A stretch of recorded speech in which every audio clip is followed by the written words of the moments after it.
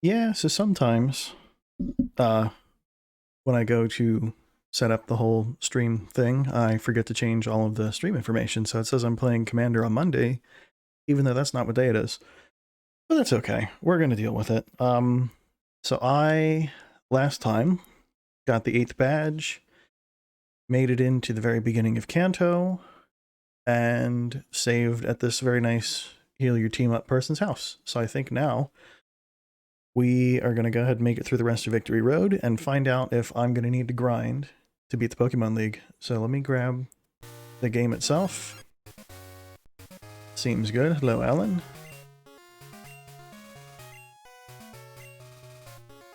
Good. Yep. Studying is very important. So let me see what we're working with here. I'm the kind of person who obsessively plays these games, so having like a whole week in between sessions is 100% throwing me off. But I think we'll be good. I gotta say, 8 badges. Probably an hour from stepping into the Pokemon League. Level 35s doesn't feel like enough. I mean, like, I know Gen 2 is weird, but it just feels wrong, you know? It's fine. Oh boy. We're gonna be lucky to be anywhere close to 40 by the time we hit the league. I think... I might end up having to look it up, but I think Lance's team includes Pokemon well into the 50s, which means this is going to be a brutal fight.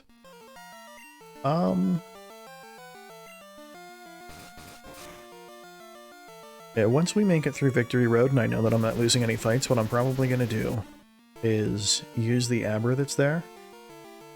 I will teleport back to... I guess, yeah, I'll probably end up having to teleport back to New Bar Town, because I want to... Oh, that's not good. Oh, it's fine, actually. We're good. No, I'm going to end up having to teleport back to... What? Oh, sorry, Lilith. You tried, though. That's what counts. No, I'm going to need to go get the money from Mom so that I can buy healing items. And then we're going to teleport back to New Barktown and deposit the rest. That way when I inevitably lose a bunch, it won't be an issue. Because I don't want to have to give up a bunch of prize money to random enemies.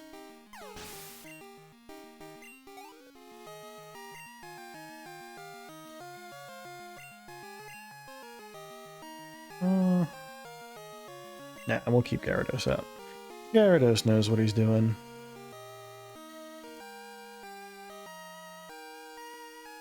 Give me a second here, we're gonna answer a text. Yeah, I kind of forgot, but that's okay for now. Smiley face.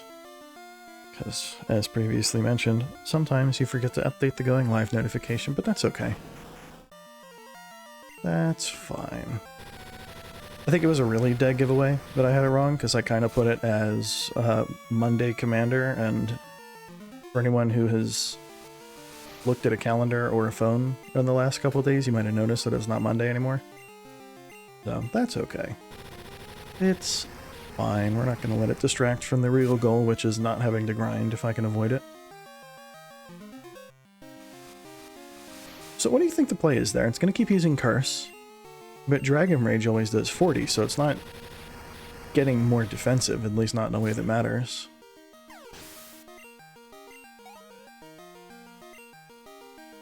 Good job, Crit.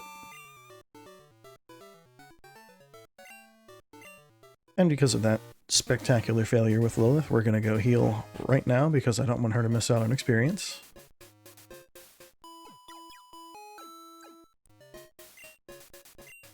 I think over this coming weekend I'm going to be messing with my my layout a little bit more.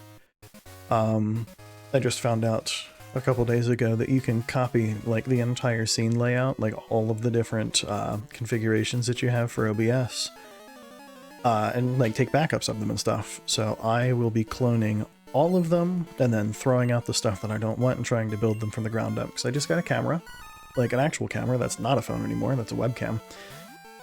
Which kind of marks the completion of all of the, like, the gear that I wanted to have. Like I got lights. You can kind of see them reflecting in the thing over there. And yeah, I mean, it's like I have all of the stuff that I was really hoping to get set up, so then it didn't look like I was just shut into a little corner in my apartment, which is, I mean, it's kind of what's happening. It would be nice if it didn't look that way. Oh, right, you're all the way up at 40 now. So I'm trying to get friendship evolutions. We need to go back to Goldenrod. There's the haircut guy.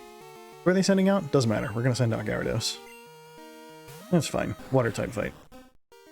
The important thing is it doesn't know Thunder. That Pikachu is dangerous.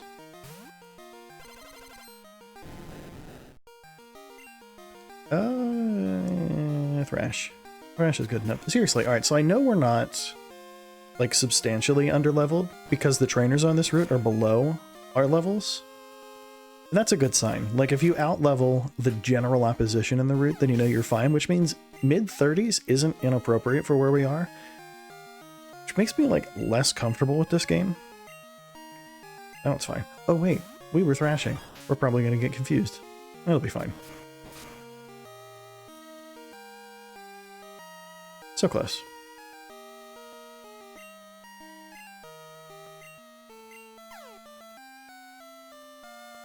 Cool. Alright, well that works out. Yeah, no, so I can go get a haircut for Eevee, which is going to increase the friendship there, upping the odds that we're going to get a Pokemon.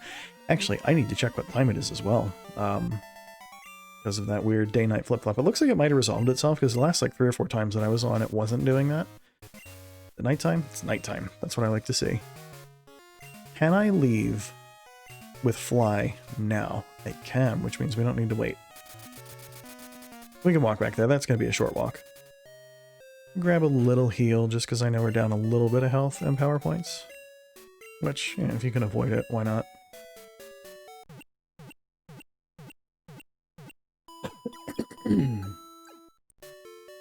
Cool. And then the haircut dude is in the underground. We'll go this way, because we're kind of by this door this time.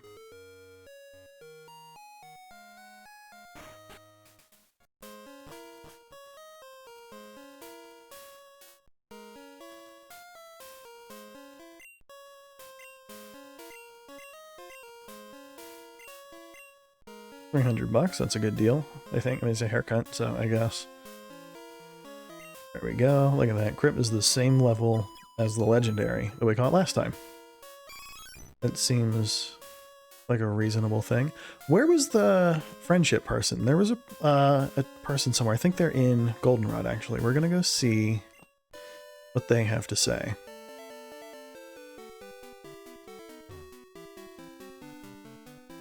This one.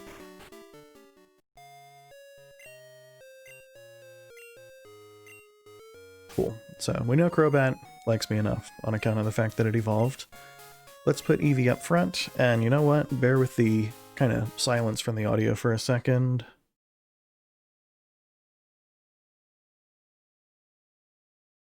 Let me grab the thing I had last time. Yep. Yes, that's fine. Load the thing. Alright, so what does she say? I've got like the little chart here that'll at least give me the ability to read into it a little bit. Friendly towards you. Looks sort of happy. We're still in the 150 to 199 range? Ouch.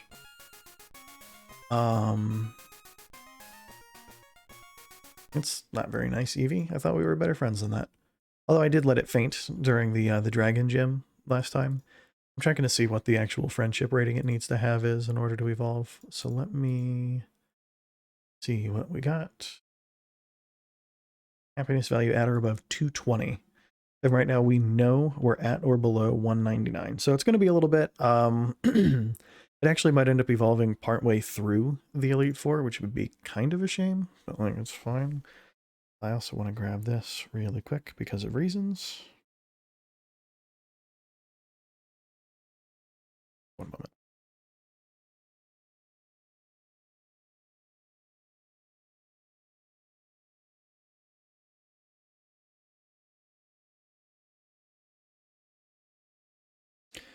All right, that's what I need here. My phone's kind of on its way out, so we're going to give it some power. with one of those. And we're back at it. So it's sort of happy, which is a minor slap in the face. We've been working on this one for a while, but it's okay. Steve's an Arcanine now. Lilith's a Crobat. The team's taken form. That's all we can ask for. And I do need to go in here to fly. We're just going to zip home. We got to do that little bit of the route again. So I am going to need to kind of surf and waterfall and walk a little ways. But we beat all the trainers along the way. So other than a few extraneous wild Pokemon, it's going to be a short walk back to where we were. It's not a problem.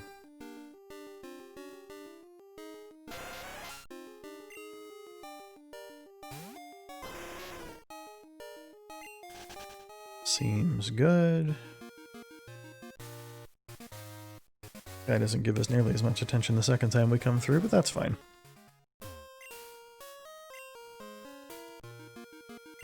Surfing, waterfalling, just making our way through.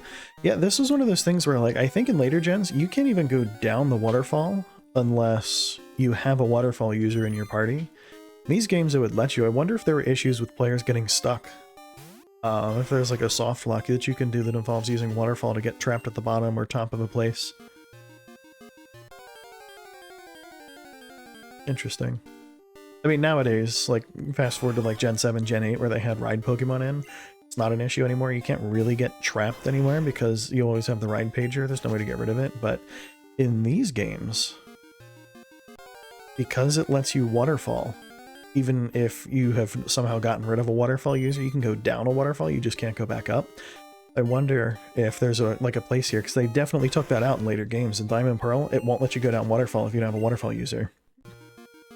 So I really do suspect that there's places somewhere, oh my god, somewhere in this game, or maybe it was introduced in Diamond and Pearl, because Diamond and Pearl is where they started putting things just at the bottom of waterfalls that people could get caught at. It's just not a whole lot of them in this game, I don't think. That's one of like 2 or 3 that you actually have to climb, so that's okay. See, I said it was going to be an easy walk back to where we were, and the number of Pokemon we're running into is not really proving me right on that one. It's not hard, it's just annoying. I'm just trying to get to the Pokemon League. Try the grass, see if the grass is any... So close. That's fine. It's fine, it's fine, it's fine. We're not going to worry about it.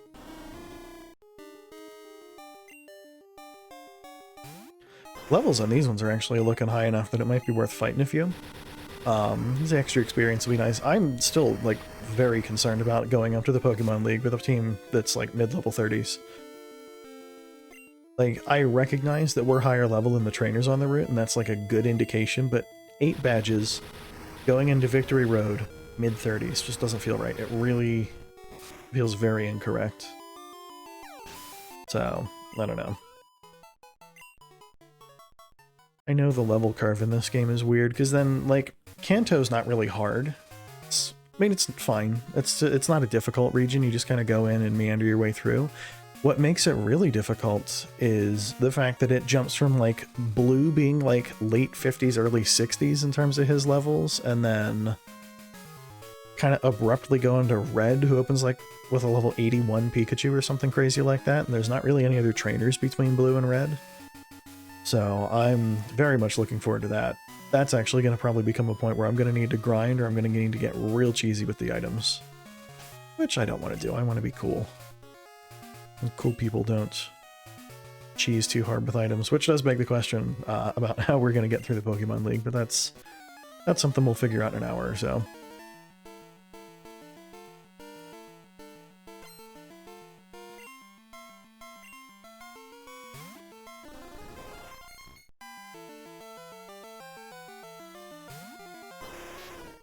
It's about as good of a start as we could ask for, right?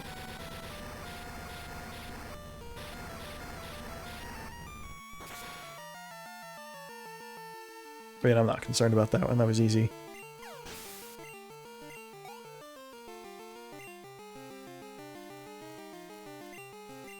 Golduck? Oh, it's probably something good for him to switch into. We will actually let Squizzy take a run at it. It's been a bit. We got Razor Leaf, so it'll be fine. It's gonna be good.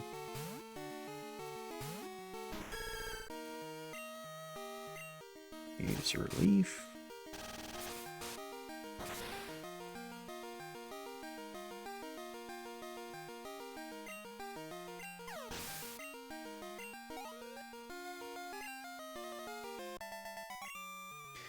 Cool, cool, cool. Winning. There's an item there that I would very much like to have, so we're gonna kind of take the long way around to pick it up. Thanks, Elixir, that was worth it. I don't know if we're gonna run into PowerPoint woes.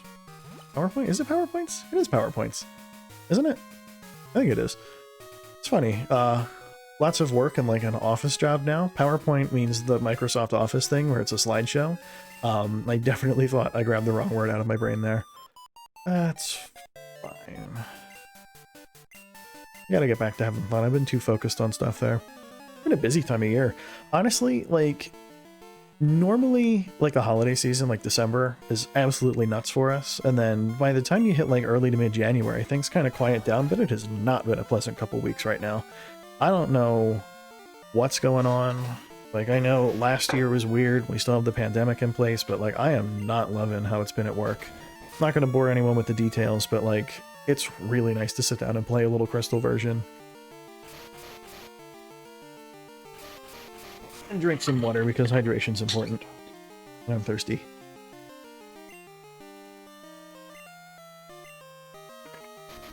Good. I'll put that over there so I can reach it better next time.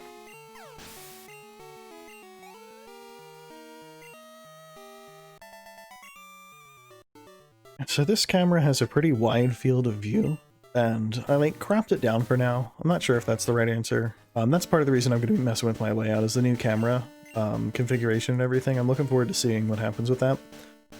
I was really kind of waiting to do any physical layout changes until I had the new camera in hand, so we'll see what I want to do.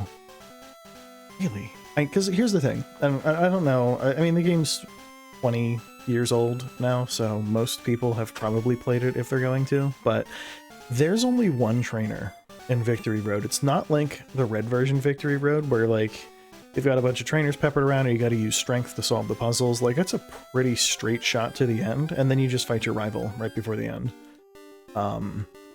So it's not like, unless I fight a bunch of wild Pokemon, which I'm actually thinking, in the cave, we don't run. Good. Yeah.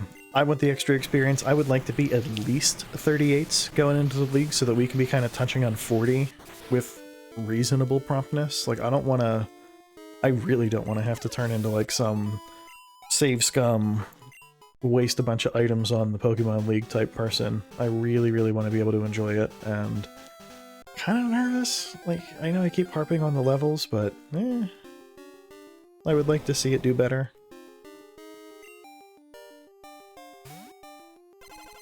So, that's part of the reason earlier I said it was going to be an hour until we hit the Pokemon League. If we're fighting every trainer, or geez, all one of them, but every wild Pokemon in Victory Road, it will take a bit.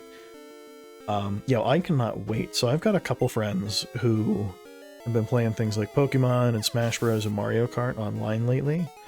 And with the capture card I used like a week or two ago, I can actually put that gameplay online, so we'll hop in Discord and play, and I cannot wait to sit down and play with people. Not that I'm not having fun with Crystal Version, I really am. It's one of my favorite games.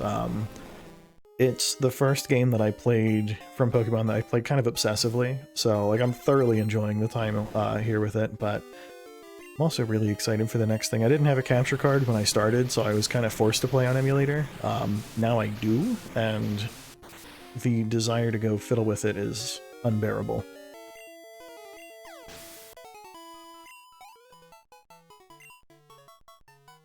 Cool. This is going to start getting unpleasant if I run into a wild Pokemon every 5 steps like I have been. Can't carry any more items, well I can guarantee you we're making space for that.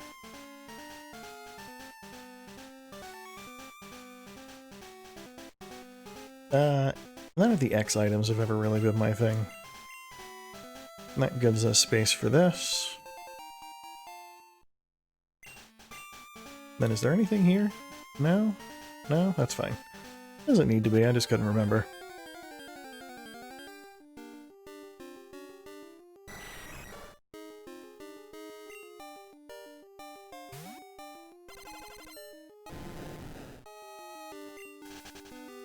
I ran from that one by accident, but honestly, I don't feel bad about it. I really don't feel like getting confused. Of course, this is going to be another one just to make me eat those words, so that's fine. Oh. See, that's fine. I would really rather fight against some rock types and just let Gyarados pop off a few surfs to clean them out. Because that's, like, free experience. Like, that really, all it eats is a couple power points, and I don't think we need any major water-type moves to take on the rival at the end of the cave. I mean, if we do, I've got elixirs and ethers and stuff. I'd rather not waste them, but if we need it, we need it. I might make sure that I have 3 or 4 in my pocket before we get to the end, just to make sure that we don't get totally screwed.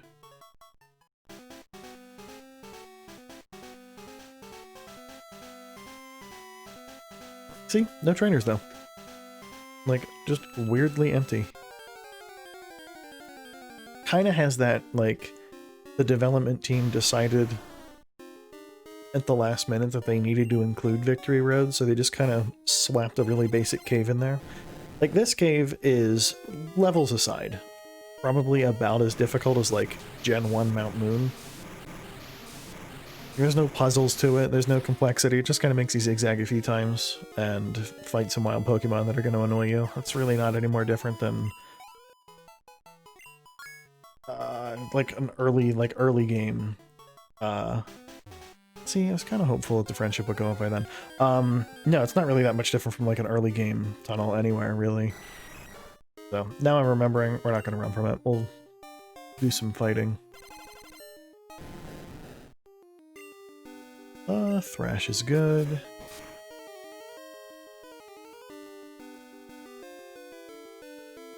Thank God. Really don't feel like getting confused and having to deal with that.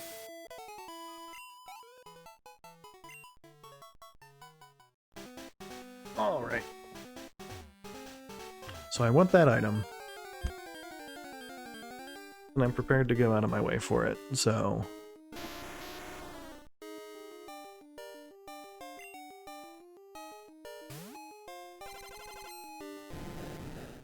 So how many surfs do we have left? I want at least 4. I'm trying to remember... Well, so we are going to need at least 1, actually, because now that I'm thinking about it, I didn't start with Typhlosion, like I do every time I get bored and replay this game. I started with the grass one, Chikorita, which means I'm going to have to fight a Typhlosion. So having Surf will actually be very important this time around. HP up. You bet your ass we're taking that. What else do we have that I don't care about? Wow, the bag size is not very big on this one. We're gonna toss one of these berries. I said toss one of the berries. Goodbye, burnt berry. And then I think there is maybe a TM for Earthquake here too, which could be nice. So let's try and find it. I think that's the only time where it might actually make you go out of your way. Because I kind of think we're at the end of the tunnel. Sorta. Like, it's been a couple years since I've played through, so I'm guessing, but I think the exit to the cave is right up here. This is why I'm starting to run from stuff. That's a little further around.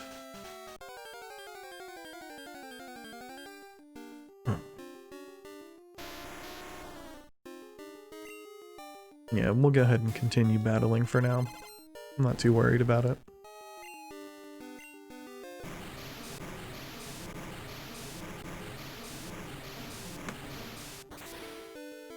I'm also going to scoot over here, because then I'll be kind of in the middle-ish of the screen, and that's, I don't know, good.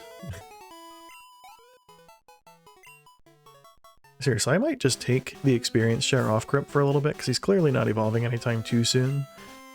So we're just gonna... Alright, we can't bag that, that's fine.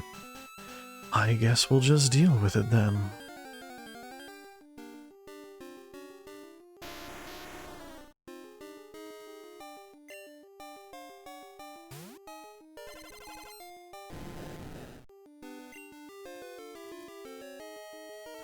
We'll hit it with a surf, and then I need to pull something up really quick, so bear with me on this one.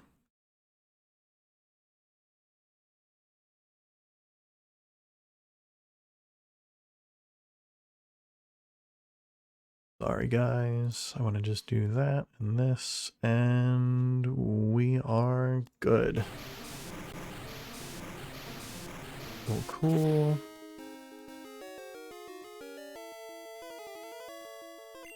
It's tough stuff. Yeah, I'm remembering now why Gen 2 actually had item storage in the PC. So they had a matrix size limit on the bag, which I a little bit didn't remember, but that's okay.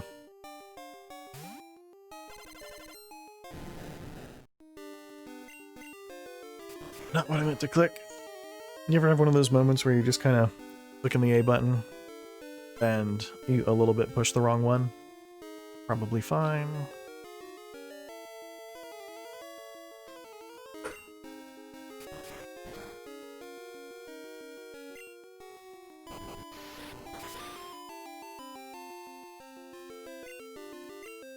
We'll surf it and see what it does.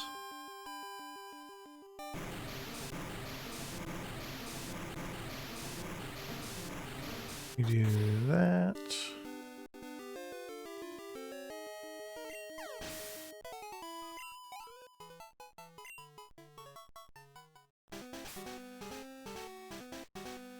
You know what, I'm realizing Gyarados is a little advanced on levels, but I'm hesitant to send Arcanine out in the cave full of rock types, you know?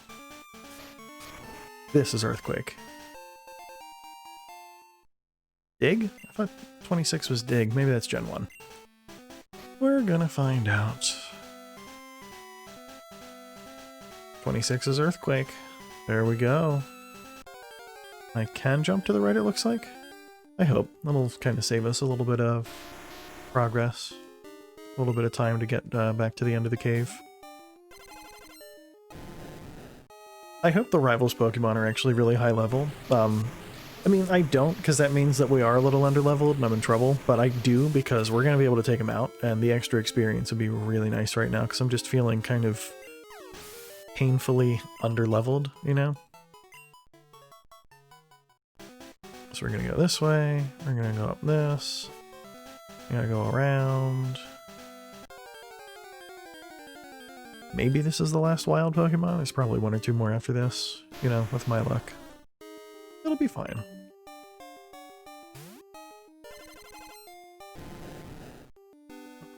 Stiff neck.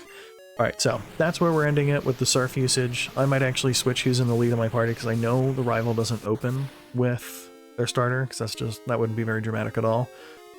So we're going to kind of rotate the team a little bit. I might actually open with... Who are they going to open with? Will they open with their Haunter? I don't remember. And it doesn't matter. We're just going to send Steve out and hope for the best, but...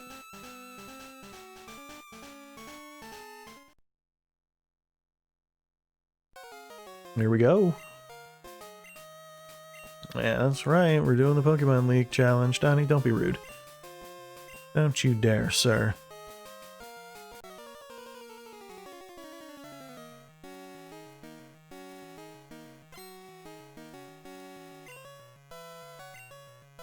Sneasel, alright. Which means this was actually a reasonably good pick for the front of the team. We can hit it with a Flame Wheel. Should one-shot it, I think, unless Arcanine Special's that low. Levels are actually pretty competitive with our team, which is good because it means they're high enough to give us, wow, a 1 HP. Which means they're good enough to give us some good levels, but not so low or so high that I'm, like, terrified to proceed, you know? I think this is clearly a fight that we're outfitted to win. 36 across the board, very nice. What else do we got? Golbat? You know what, we're gonna let Crypt take this one. In the page that I was on, I was trying to figure out what gives these guys the best chance at increasing experience and friendship specifically, and it looks like using them in important battles. What that means is, I think, a little subjective. I know it includes the Elite Four and gym battles. I assume it includes rival battles. Is supposed to give them a nice bump to their experience. Preferably, it would live through this and actually take down the Golbat. It's got 5 levels on it, and this is going to be indicative of how useful Crypt's going to be in the league. Good damage? Not great. With a special drop. We're going to swap, and I'm just going to let Steve finish this one. With the special drop, 1 flame wheel should be enough to take it out, and it keeps Eevee alive, which results in us not just outright losing the friendship that we've been building. Because that's the other big thing, is when it faints, its friendship decreases by some number, and it's more important to me to mitigate that than to ensure that the friendship increases by some dramatic amount, because making up lost ground just never feels good. And it lived. God damn. But we're faster, or it's a speed tie. Which means Steve's got it. Cool, cool. Haunter, we're gonna need something bitey. I think Lilith has bite. It's the bat with the giant mouth. It should have bite, unless something's very wrong here.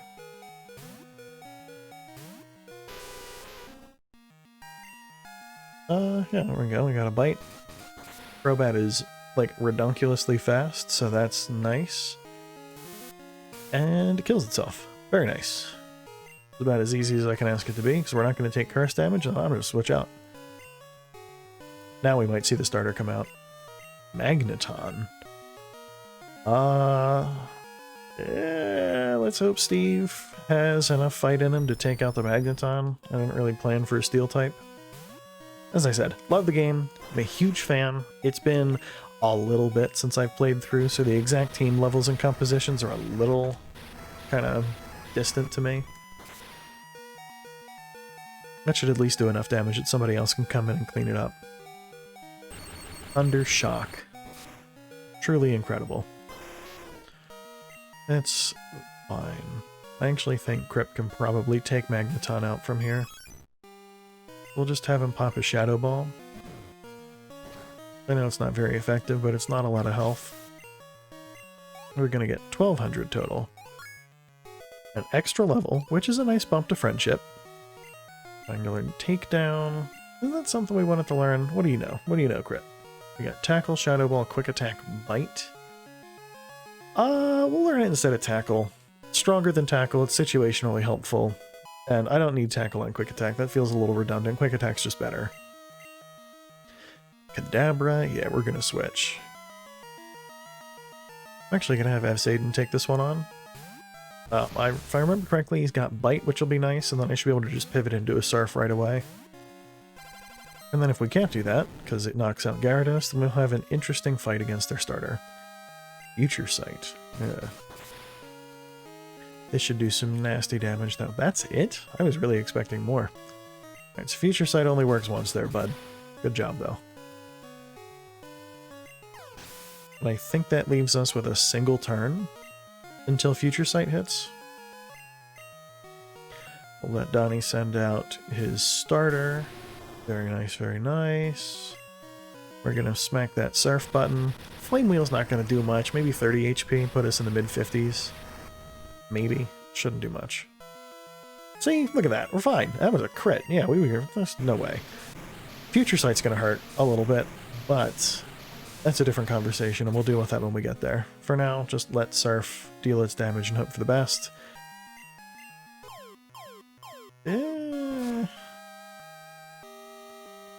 See, unless he crits again, we're fine, because it did 29, 30 HP last time. It's going to do, like, we're going to go down to, like, 13 right now. 12. Yeah, it's fine. Mental math, it's your friend.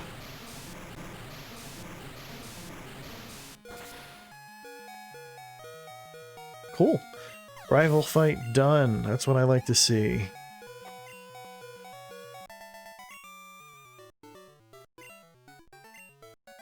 I'm going to do something really quick, because I'm looking at something... You know, no, I'm going to deal with it later. I'm redoing my scenes anyway. Something just looks a little off-center and it's bugging me, but that's okay. It's fine. It doesn't matter that much. Something we're replacing soon. It's really a non-issue, right? Cool, so we beat the rival. We escaped the cave. And we're here. Time to heal. Just in case. I don't remember. There's a day of the week that the rival will appear around the corner from us as we go in to the Pokemon League. And I wouldn't say no to the experience. In fact, we're going to go check it now and see if we get that opportunity. Nope, it will be right there. You can see the game. I don't know. Pay close attention. It kind of hitches. It's like a little tiny catch as you round that corner.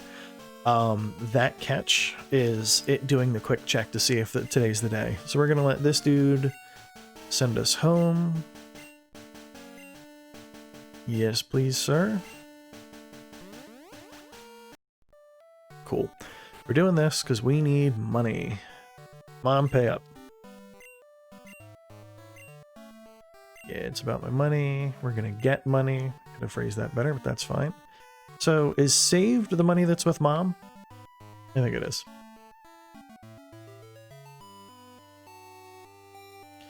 So that should leave us with a bunch of money. We just make sure we got it. Yeah, we do. Alright. Now we just gotta cross the line into Kanto, then we should be able to fly back to the Pokemon League. So if I try and fly now, I'm gonna see the Johto fly map, but right here, after the route change, we should be good. Yeah. I really don't feel like walking through that cave again. Cool. So let's start with this. I'm just gonna empty my bag. That's not the right one. We went to Evan's PC. That's me. Deposit. Antidote. Yep. Paralyzed Cure Berry. Yep. Repel. Sure. Ether. Sure. I'll withdraw the things that I need later. I just want to start with a clean slate. So, is there a size limit for the PC as well, or did they at least resolve it for that? I think there's still a max limit. Full heal. Go. Super potion. Go. Max repel, go. Max potion, go. Okay, we're just dumping all of the stuff. Indiscriminate. I'm going to start by withdrawing everything I intend to sell, and then I'm going to come back, and I'm going to pick up all of the... Oh, see, we got that HP up. That's the only thing I'm not putting in, because I'm using it right now. Pack. HP up. Use... Who needs HP? Should you give it to someone bulky? I'm thinking it's going to have Saden here. Cool. Alright, so that looks like a nasty team. Let me give it a quick look. I want to make sure hold items make sense and stuff. So we're working with charcoal. Fine. Amulet coin is nice. It's part of the reason we have as much prize money as we do. Quick claw. I don't think we need it on the Crobat, let's be honest. So I'm probably going to take that and swap it out with something. Miracle seed is good enough. Experience share, I'm probably going to take... Should I? How close is the friendship? How close? Mystic Water is also fine. So the one that we really don't need is Lilith. You don't need the Quick Claw. Made sense before, it doesn't make sense now. With that in mind, are there any good hold items that I deposited? Like, I know I put the Never Melt Ice in, but is there anything else?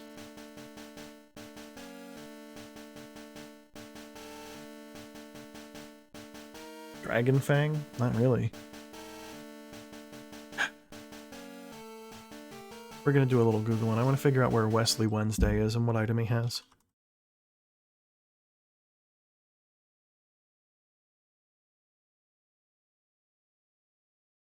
Pokemon Crystal. There we go. The Weak Siblings. Thank you, Bulbapedia. Wesley, what do you offer? Lake of Rage for the Black Belt. That's not helpful. I would have really liked to get Monica from Monday. She's got the Sharp Beak, which would give us flying type boosts. Wow, I kind of thought we were going to get something more useful out of this. The Black Belt. It gives us fighting type coverage? Increase to fighting type moves? No, thank you. Not exactly a whole lot of... Alright, who is talking to me in the Discord?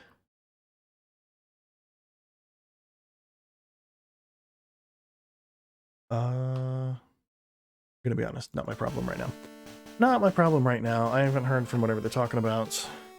And that Discord is currently not a priority for me, to say the least. Max Revive is going to be nice. I'm just going to take out everything that I'm either keeping or selling. Then I'll sell, then I'll rearrange, then I'll buy, then I'll rearrange again. Max Potions are going to be nice.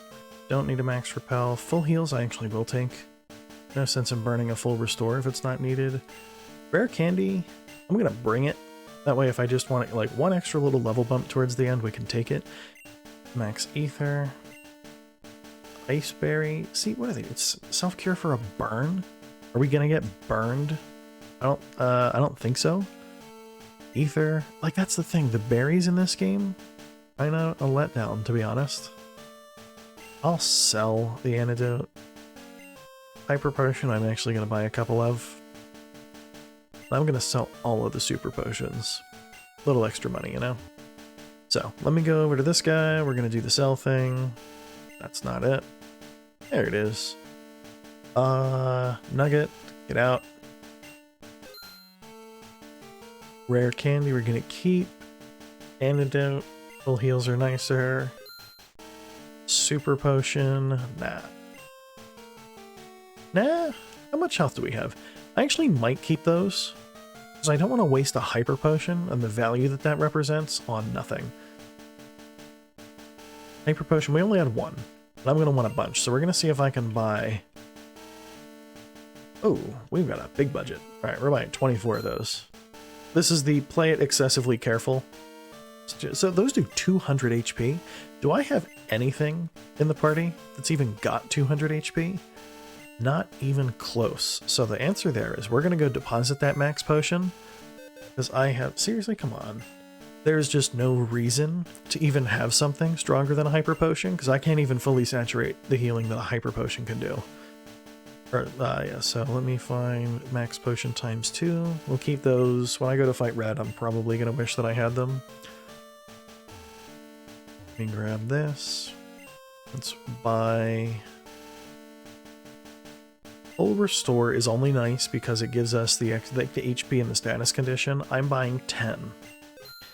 Is there going to be kind of sparing use? I have 1 revive. We're going to make it 20 revives. Full heal, I do want a bunch of. 4.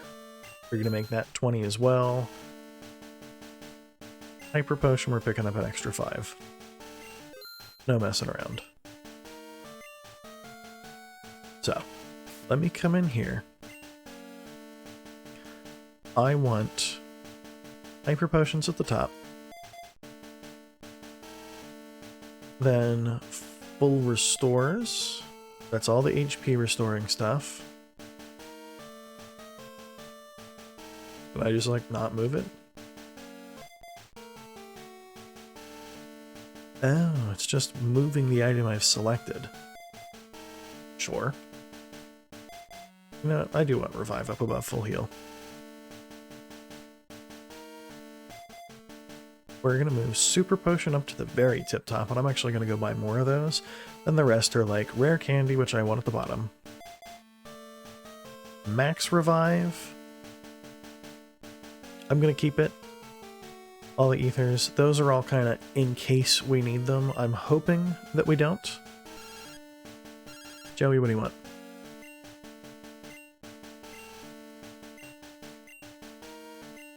Sweet. Good job, Joe. I knew you could do it.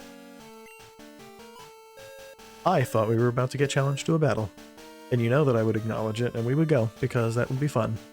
But we're going to zip home one more time, because this guy won't sell me super potions, and I've decided that I want to have like a good 15 in my bag, because there's going to be plenty of fights that we end where a Pokemon is down 30 HP, 40 HP, and spending a hyper potion on that is a little bit of a waste, so super potions are what we're going to get.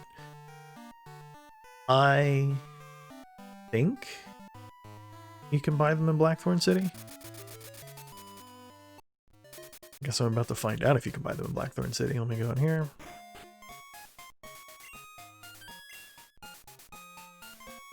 You can't. What's the next market before this? Because I know the Mahogany Town one's weird. And we could check it, but I would rather not. Olivine? Kind of feels like a major like distance back, because Blackthorn's where the 8th gym is, but when we hit Olivine, we like wouldn't have even had our 5th badge yet. That's also not the store. That's not the store. Store's over this way. Oh boy. Up in here. Buy super potion. There we go. And I had 7.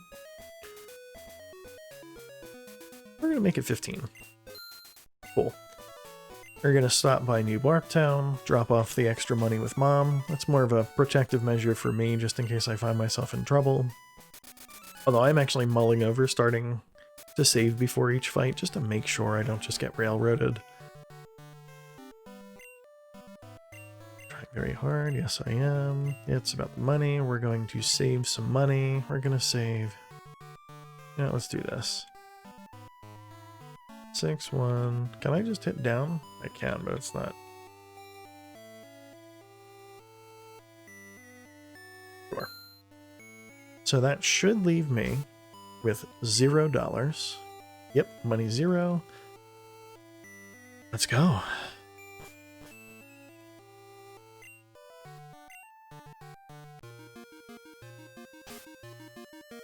A little bit of fly action. Indigo Plateau. And I am actually going to start. So here's what I'm going to do. I'm going to save by the stairs out here. Let's see if you can pay attention. See if you can see the hitch. Yeah, there's just a little like micro stutter there. Anyway, we're going to save. File. Save game. Slot 1. Just in case. What I'm thinking is if we can just steamroll Will, we're fine. If Will proves to be a problem, then we have a problem, and I'm going to want to go back. I mean, I'll fight my way through, but it's going to be very dependent, but I'm anticipating this match here being a really good litmus test for how the entire Elite Four is going to go.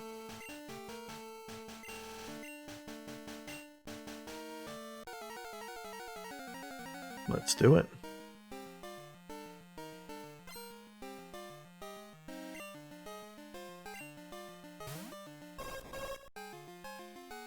Alright, so we got Xatu here. See, I kind of knew he was starting with that. That's why we sent out the big fish with a biting attack, because dark type moves do be super effective on psychic types. In other news, we're confused now, so that's exciting. It's definitely going to take the comfort away from this fight. So that means we can't even land the attacks that we need to land, so nice.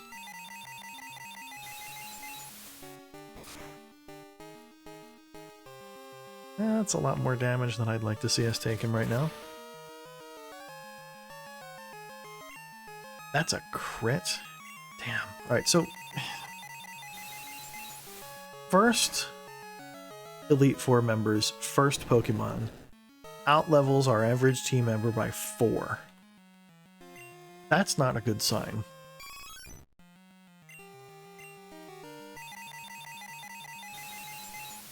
That is a very not good sign.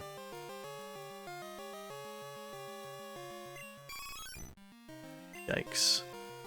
Alright, let's see. I really thought we were going to be doing better than this.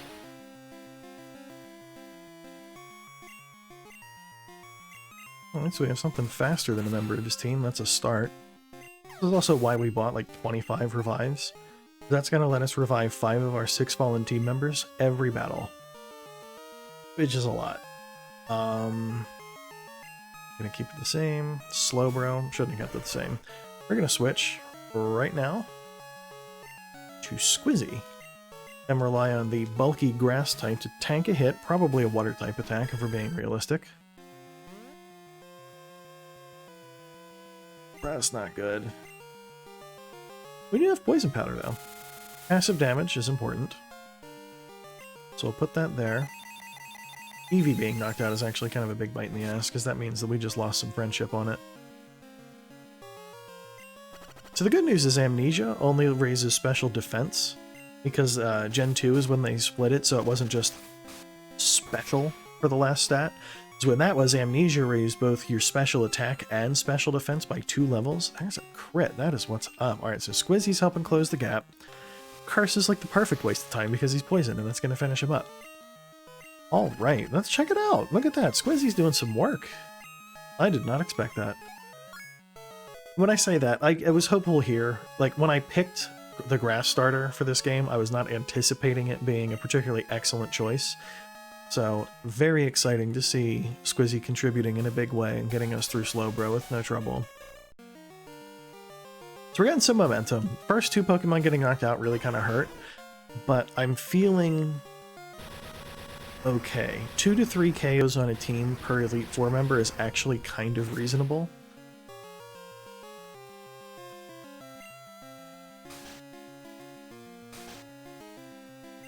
Oh, good.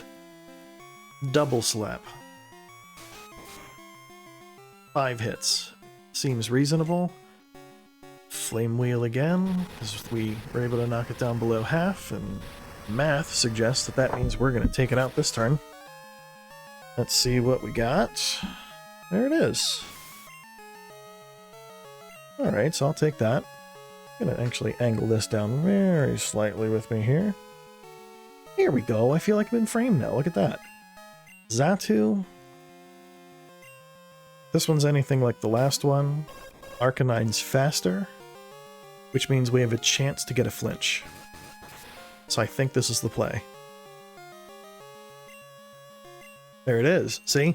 So it's 2 levels higher, but, you know, apparently not much faster. 2 flinches. Max Potion kind of sucks because that undoes some of the progress, but it means he's not going to use it later. I don't know how many items these guys have, actually. Alright, so we're going to hit it with another bite. See, here's the thing. Arcanine has big physical attack. Which is why Flame Wheel in later generations is so cool. Right now it's not, because Flame Wheel, along with all fire type attacks, was special Gen 2. So it's a little bit of a letdown, but it's okay. Arcanine's still a beast. A beast who hopefully can live through a Psychic. Well, 15 HP. Alright. Come on, Steve. Give him a bite. There we go. Alright, Steve clinches it. That is what we needed to see. Unfortunately, Steve also gets to rotate out of the battle right now. Exeggutor.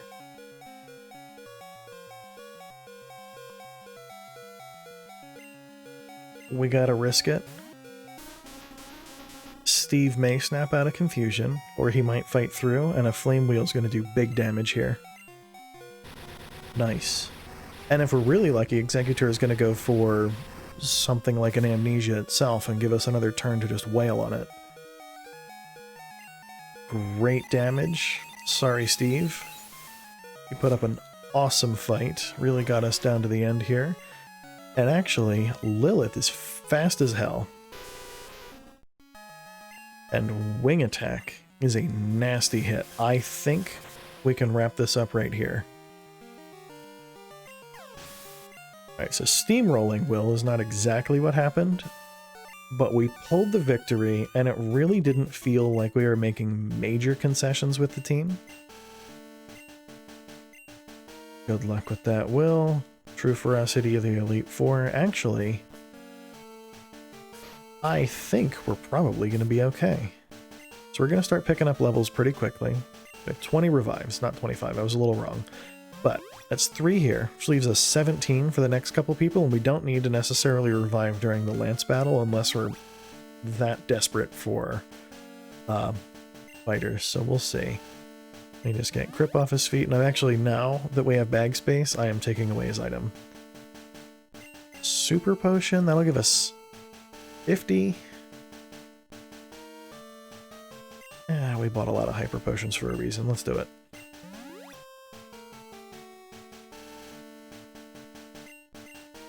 I am actually giving Squizzy a Super Potion now that I'm looking at it. It's going to leave him at 121 out of 123. That is what we're going to call close enough. I want to conserve items as much as I can, at least.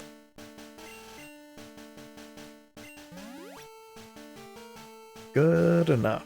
Alright, so let me switch back to the Pokemon menu. Grip, give me that. We don't need you siphoning off experience for the rest of the team anymore. He's going to open with an Ariados. We don't need to worry about Lilith getting poisoned, and Wing Attack is gonna hurt. I'm comfortable committing, but if we get totally blown out, I do want to have a recourse, so I'm saving there, and I overrode our first save, which means it's not in an extra slot. I don't have the option to pivot later if I need to. We're just going to have to eat it and hope for the best.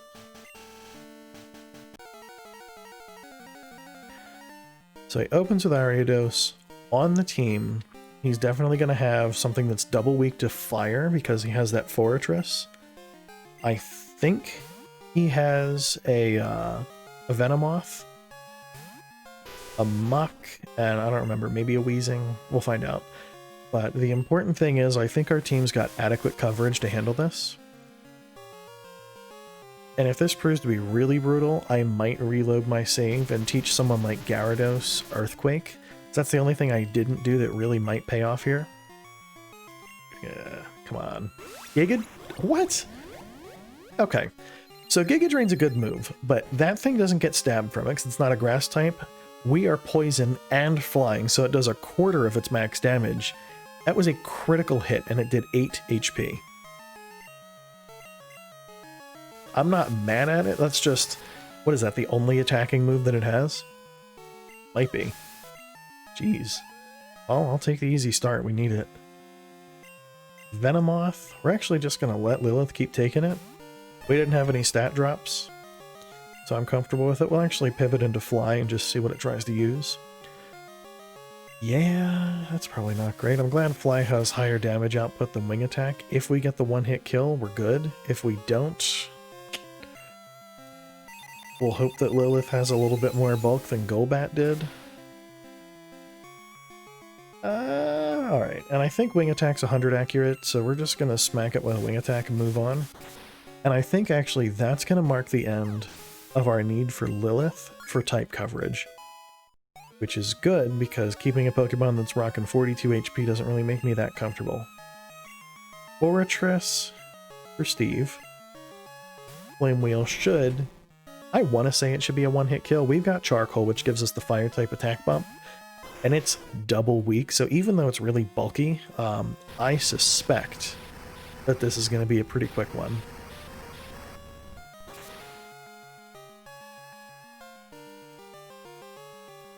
There it is. Alright. Progress. 3 team members down. This fight's going much better. Koga is not particularly alarming as long as you're not at risk for getting poisoned, which we've been relatively lucky with so far, though Satan here might end up taking a Toxic. We'll see, and I'll do my best to keep him alive, but this was probably going to be where it gets real. Muck's also bulky and more proficient with poisoning.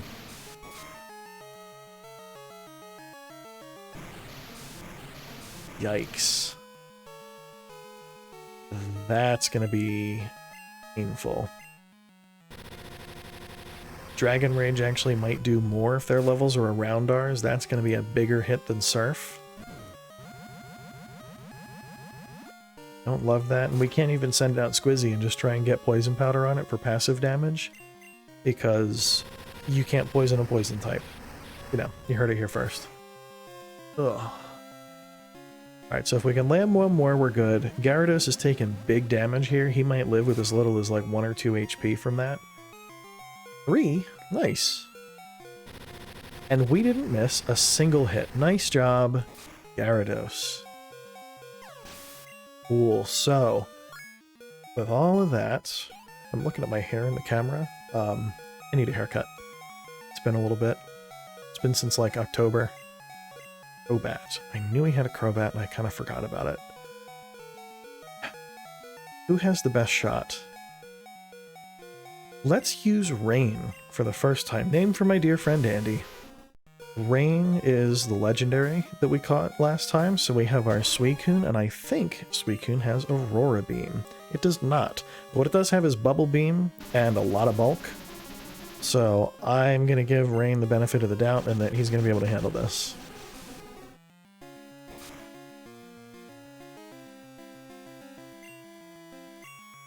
Rain, make it rain. Let's go. That'll increase the power of Bubble Beam next time you land it, and the reason I say it like that is because Double Team is going to make Bubble Beam possibly a little bit harder to hit. The bulk is here. Rain is taking these hits like a champ, and this is going to do big damage.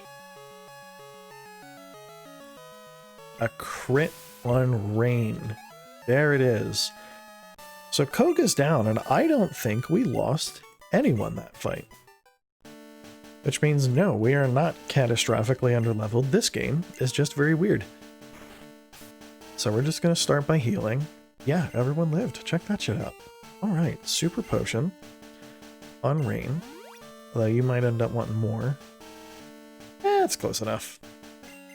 Hyper potion for Lilith and Evsaden. And then we're good to go. Karen is the dark type trainer, but much like these other guys, they have a type that's listed, and then they use Pokemon that is outside that type. Like, she says she's the dark type trainer, but she's rocking Vileplume. Don't get me wrong, Vileplume's super cool, and its body is... Oh, it's not Karen, right, it's Bruno. Fighting type trainer that uses a bunch of Onyxes. Same general story. In fact, I think he opens with an Onyx, which means we open with a fish. But yeah, a lot of these guys, they are kind of like the self-proclaimed like fighting type, ice type, poison type expert, whatever, and then they use a bunch of Pokemon that are from other types. The only exception to that might be Will, who is a psychic type trainer. And as you saw, he had Xatu, Jinx, another more different Xatu, Slowbro. Like all of his Pokemon in there, I believe, were psychic types. He opens with Hitmontop? And I think Hitmontop has Dig, also has Protect, but it can't dig against Gyarados because we do be flying. Let's hope it doesn't have something weird like Thunder Punch. That's Quick Attack, which means it's probably not going to have Thunder Punch. Because I would have gone for that.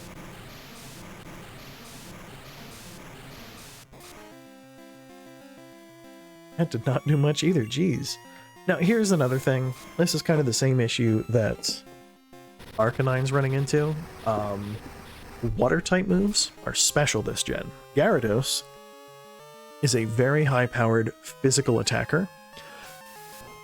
So while Gyarados is a beast, he struggles when he's forced to use moves that use the wrong offensive stat. And I'll show you what I'm talking about next time it asks if we want to switch Pokemon. I'll pop into the party.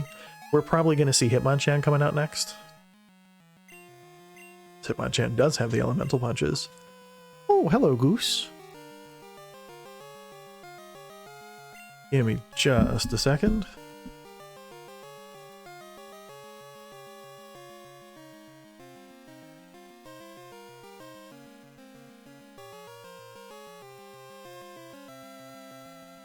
He's going to play some Call of Duty. That'll be fun. And I wanted to look at... Oh, I can't even look at the summary for him? Seriously? Hitmonchan, Lilith.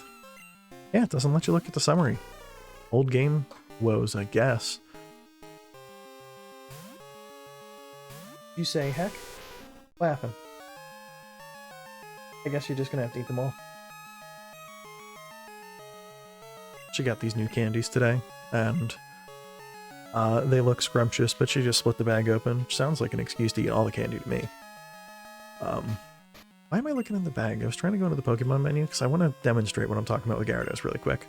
Stats, there we go. Alright, so, attack 113, not bad. Special attack 61. Now, I don't know how familiar you are with numbers, but 61 is in fact lower than 113, and by quite a bit at that.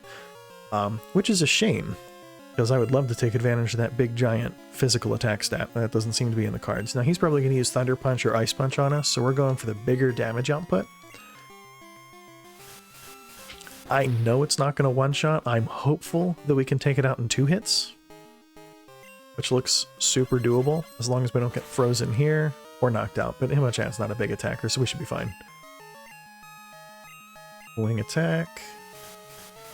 He has a Machamp as well, and a Hitmonlee. Actually, he does have a good spread of fighting types. Never mind, I kind of take it back. I was making fun of him earlier. Onyx. Yeah, we are going to switch for that. Get me Evsaden. I think 1 Surf should be more than enough for this. We should be faster. Onyx is not really famed for his incredible stats or anything like that. So even with our shaky special attack, this should blow him out.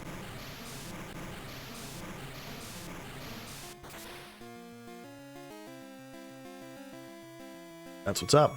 Double super effective with stab. Wasn't really much of a contest. Cool. Now they're going to send out Machamp. Thinking Machamp is going to be Squizzy's problem. Poison, the extra bulk, and the ability to get a high crit chance off of Razor Leaf that's boosted with Miracle Seed, and then that will leave Crobat, Lilith, to take on the Hitmonlee that I know is on that team, which is going to be maybe a little bit more annoying if we're being honest. Let's see what you got. Come on, Squizzy. Crit. Okay, that's not great.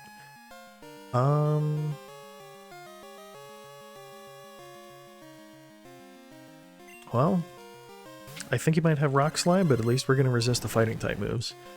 And start popping Dragon Rages, which is just assured damage at this point. We know we're getting 40 on him, which means it's probably going to be about 4 hits to take him out. That's not great either. If Gyarados can tank 1, please? No? Okay.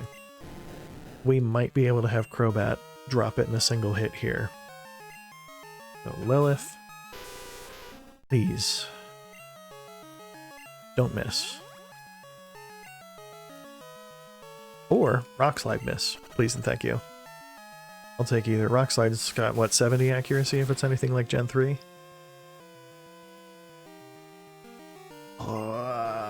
Come on. Lilith is out. That's a shame. I think we can work around it, though. Machamp is a beast.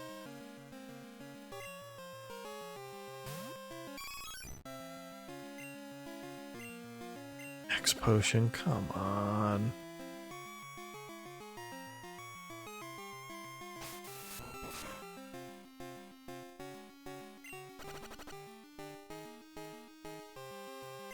I think we let Crypt take another hit. And we go for the revive on Lilith. And then just bank on the idea that we're going to be dealing with a bunch of fairly inaccurate moves and just hope for the best. Sorry, Crypt.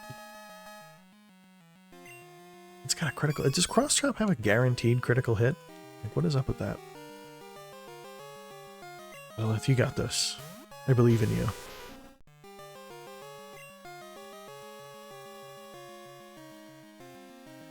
Do we gamble? I think we do. And of course I didn't save before Bruno, because I'm a smart guy. Come on, we've had some pretty good confusion luck over this save. That's a good hit, and I think with that much damage, Wing Attack can actually kill, so we don't need to hope that Fly's 95 accuracy doesn't come back to get us. There it is. Go team. Hitmonlee's still here, but Lilith has the speed. Robats are like ridiculously fast.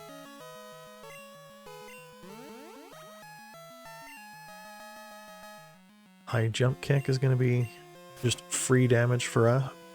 I always thought High Jump Kick did more. Why did it do that little? Might be a damage range. Kind of like a random value that it does.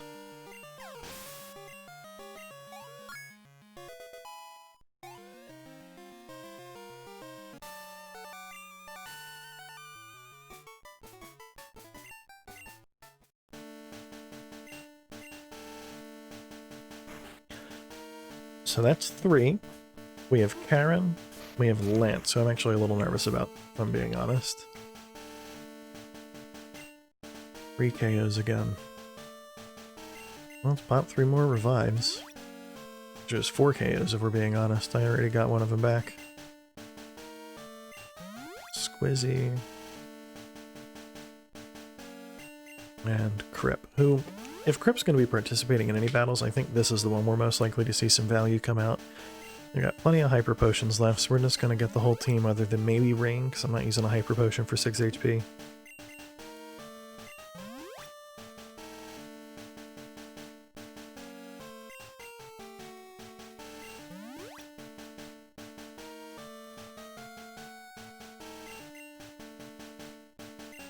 Alright, so I think that'll about do. What does she open with? Is it Murkrow?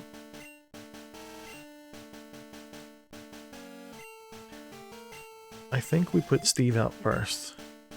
And just hope for the best. And after how rough that fight was, I am 100% saving right here. Save, slot 1, good enough. Talk to me, Karen. What do you got?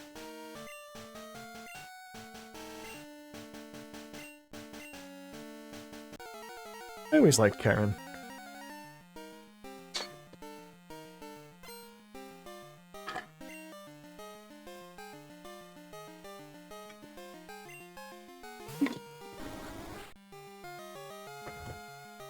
Cool.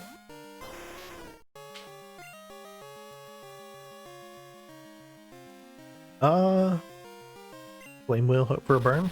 Also special, which actually I realize doesn't really help because Umbreon's bulky on both sides. Yeah, here's the thing. I am not dealing with that. We are switching right now.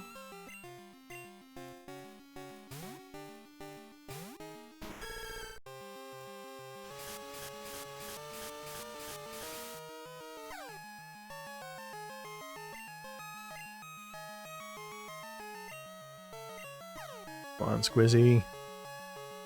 Cool. So the nice thing here is no matter how much Umbreon tries to sit there and passively protect itself and set up sand attacks, we're guaranteed damage now.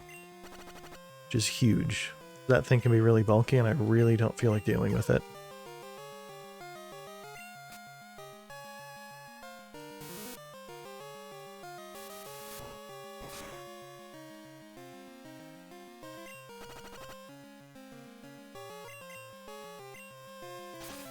Cool. Alright, there we go. And it has a high critical hit ratio, so this actually might do some big damage for us.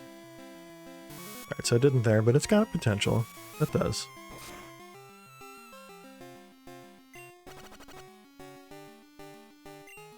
One more. See, I'm afraid she's going to bust out a healing item, and I'd rather she didn't right now.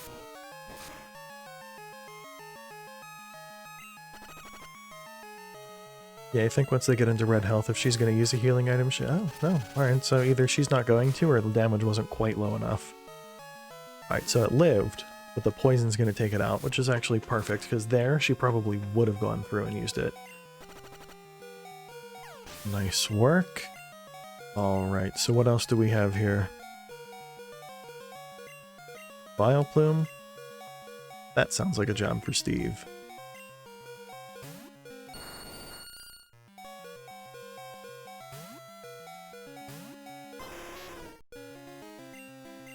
Nice little flame whale. See, we can't poison Vileplume, because there's no sense in even kind of messing around with Squizzy anymore.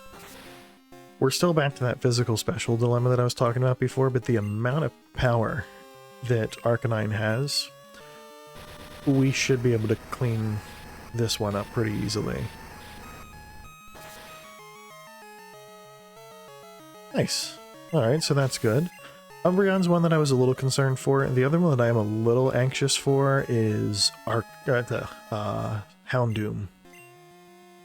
Gengar, I mean, yes, but also not really. Because Lilith is so fast. We have Bite, and physical attack is one of our specialties, and in this gen, Ghost-type moves are all physical as well. But Gengar's big stat is its special attack, so Gengar's actually kind of not great in the earlier gens. Wow, I kind of expected that to do more. I mean, I'll take the flinch, but yikes.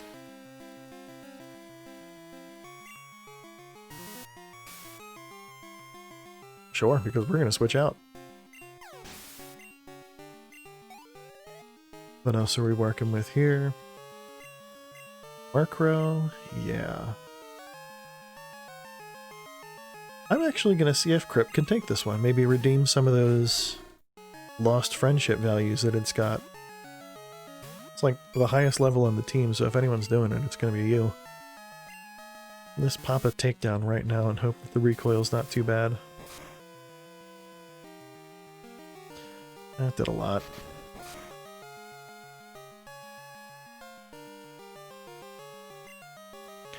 Alright, so that did tie it up.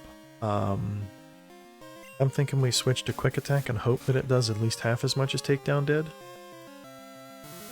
Alright, so as long as we live this, it's gonna be tight. I think Quick Attack does clinch it and gives Crypt the value that I'm hoping that he'll pick up here. Come on, man. Houndoom, please?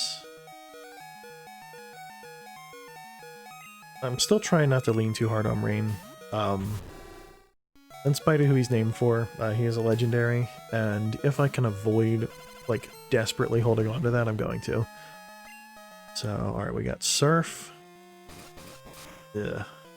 Crunch is gonna hurt, and it might flinch. No, it doesn't. It doesn't flinch. It has a defense drop on it. 47 is really high, too.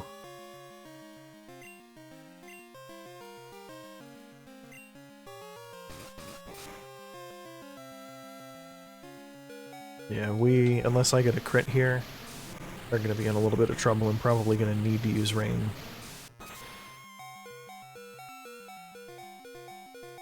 Not quite. Now, if we get a crit here, there is a chance.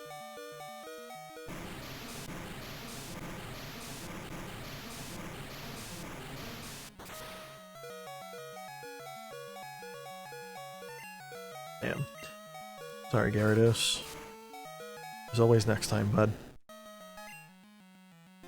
Now I will demonstrate why exactly it is that Rain is so unfair. Even with something as weak as Bubble Beam. In this situation, we should do a fair bit of damage. As much as Gyarados with Surf. Crunch still doesn't pack enough of a punch to take us down. Then Waterfall will wrap it up. So, but, I mean, we knew it was strong. It's a legendary. It's supposed to be. Aaron's down. I don't have any good Ice-type moves, though, to take on Lance's dragons. So I'm hopeful that maybe I have something interesting in my bag. Let me see. We'll just go to the top really quick. Icy Wind? Ugh. I was hoping for something like, you know, good and stuff. Dragon Breath? I mean, maybe. Really? Alright, well, I guess we're just gonna wing it. Team's in a little bit of rough shape. Not as bad as after Bruno, though. You can go ahead and pop a revive on Avsaden. Good work, bud. We'll just kind of do hyper potions down the line really quick.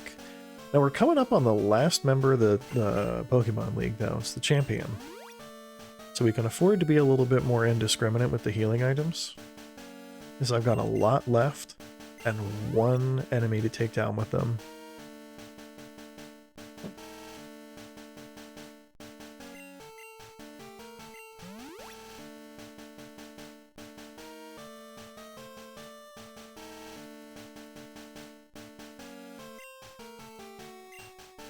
We don't have electric type coverage, and I think he opens with a Gyarados. That Gyarados is going to be bigger than ours.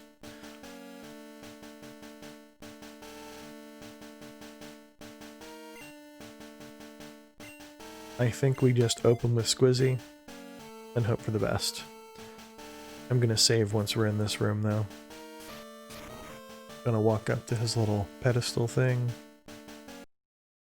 Save game. Here we go.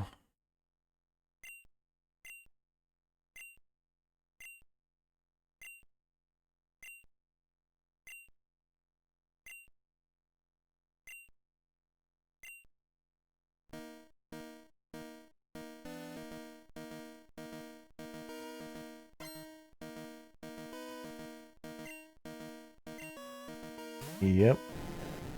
We knew that was coming. Squizzy's pretty underleveled.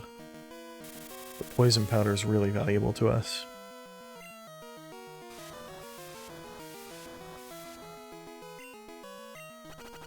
That's gonna be fine. He's gonna try and hit us with Hydro Pump under Rain.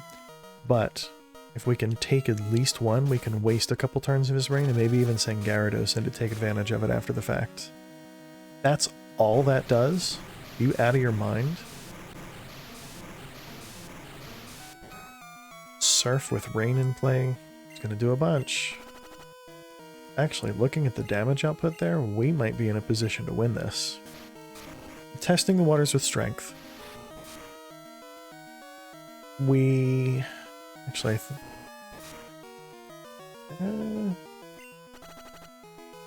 I'm going for Razor Leaf and hoping that the high critical hit ratio saves us.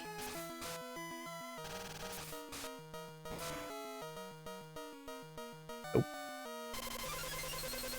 Hyper Beam hurts. It's physical this gen.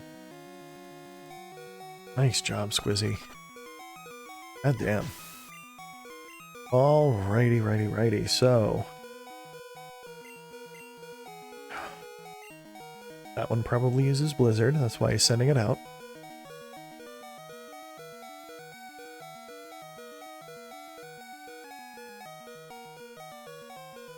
So I'm going to switch to Steve. It's also going to stop that obnoxious ding-dong noise. Switch into Steve for Bite if we're faster. Maybe we'll get some flinches. Just kind of be able to chip away with some damage. Oh, we're not faster anymore, so that was fun while it lasted. Hit him with a takedown. Yeah. I think he might have 3 Dragonites. The kind of gimmick that I seem to remember him having was that his Pokemon would know Thunder, Fire Blast, or Blizzard, depending on which one it was. So kind of reading which Dragonite he was about to send out. Jesus. Alright.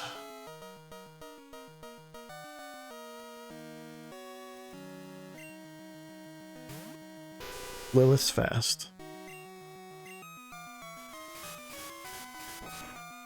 The level disparity here is pretty huge.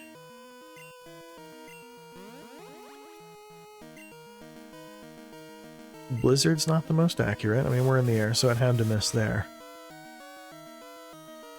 But it might miss here. I guess we're not that lucky. Yeah, this is not looking very promising. I think we might end up just having to lose here and go grind for a little bit. Come back when we're over level 40 across the team. Damn.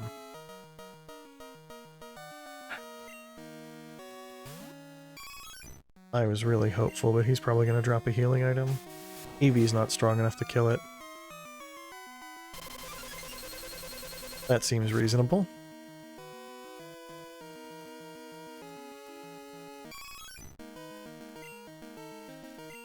And the problem we have is even if I was to lean into Rain here,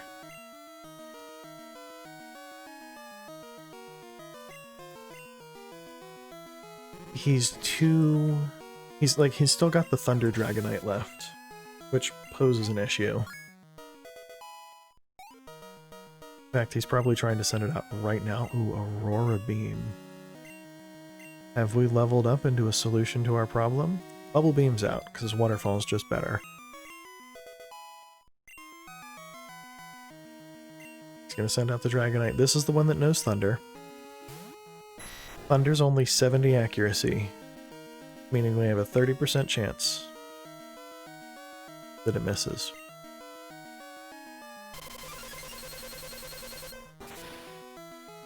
It's gonna do a bunch, hopefully?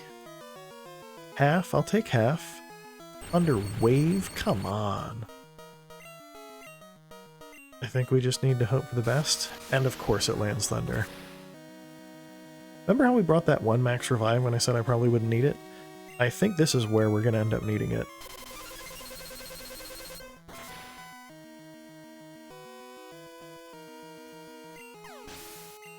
Nice job, Rain. Putting an absolute beast of a fight up against Lance here. This is the Fire Blast Lance, so he's probably just gonna pop a Hyper Beam.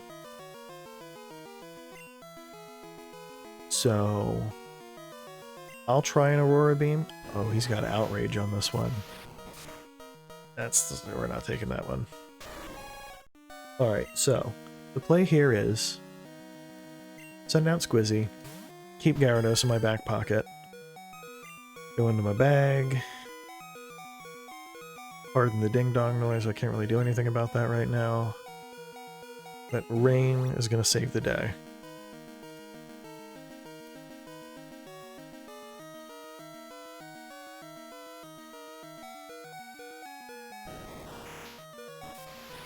Let him burn his other turn of Confusion-Free Outrage on 6 HP. And then we're going to smack an Aurora Beam. He's confused. He's faster, which is alarming. But him hurting himself in his confusion is big. A critical hit would clean this up really nicely. I don't think that's going to happen. And we might end up taking an Outrage. Or a Hyper Beam. We should be okay. Rain's bulky. And the only other Pokemon on his team after this, actually he had 6, so he's going to have a Charizard, and he's going to have an Aerodactyl, which I cleverly, I don't know if you caught it, kept Avsaden the Gyarados and Rain the Suicune alive to fight them.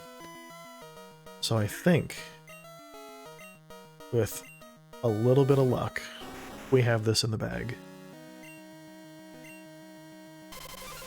What is up with the Hyper Beams, my dude? At least Charizard's physical attack sucks.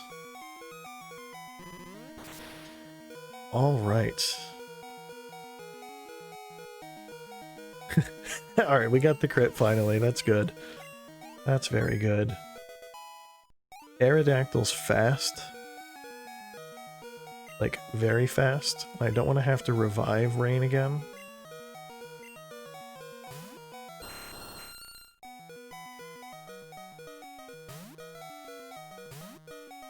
I'm gonna switch to Avsaden. Try to hit a Surf.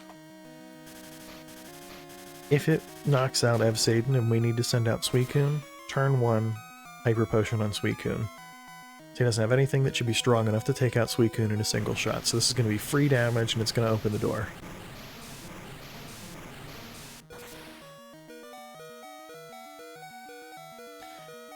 If we get lucky and Rock Slide misses, Avsaden wraps it up. Nope. That's fine though. Already talked about the plan. The plan is to send out our last Pokemon, Suicune, on 20 HP, which looks scary. But as good as Aerodactyl is, it doesn't have anything that's going to be more effective than Rock Slide here. Which means one of these Hyper Potions is all it's going to take to ensure that we live the next turn or two while we hit it with a Waterfall for the win. Jeez, this was a very difficult battle. I mean, Hyper Beam hurts. Doesn't hurt that bad. And I believe that Waterfall marks the end.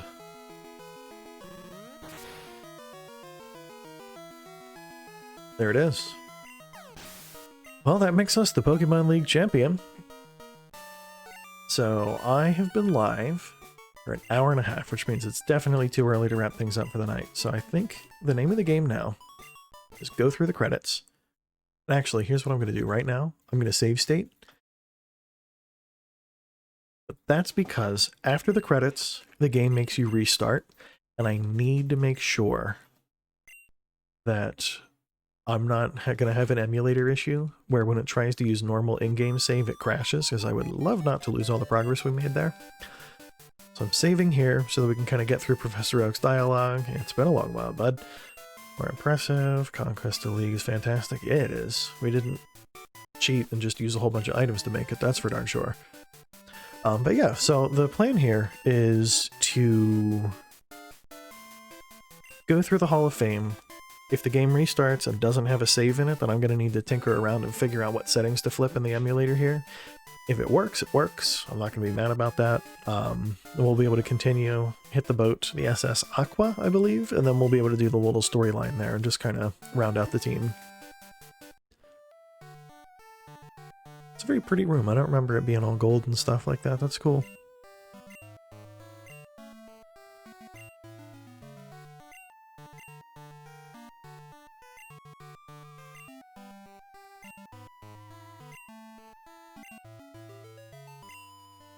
League champion who has all the makings of greatness. Yes, I do. Thank you, Lance.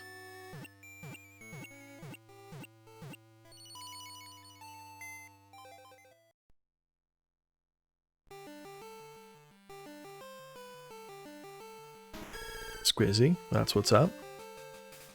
Got our starter. Got Avsaden, the shiny Gyarados, named for my friend Tom. We've got Lilith the Crobat, named for my loving fiance. We have Steve the Arcanine, named for one of the early chatters that I had in here, kind of cheering me on going through the earlier stages of the game. Appreciate it. Got Crip the EV, named after another early participant we had here. And then last but not least, we've got Rain the Suicune, named after my good friend Andy. Squizzy, by the way, is named after a coworker. I kind of started saying who they were named after that one was off. Coworker named Phelan, very cool guy. Look forward to discussing this, actually, the outcome of the Pokemon League here with him, because he's been following along kind of in his off hours. Yeah, we didn't catch a whole lot of Pokemon. That's fine, though. That's not why I'm playing. So, let's be honest. I don't think anyone wants to sit here and just watch the Game Freak credits, so I'm just going to do this. Cool. The end. We did it.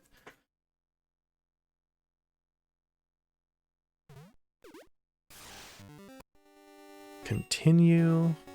Looks like it worked. Did it work? Seems to be functional to me. Hello, Evan. Something here for me. Swing by the lab. You bet.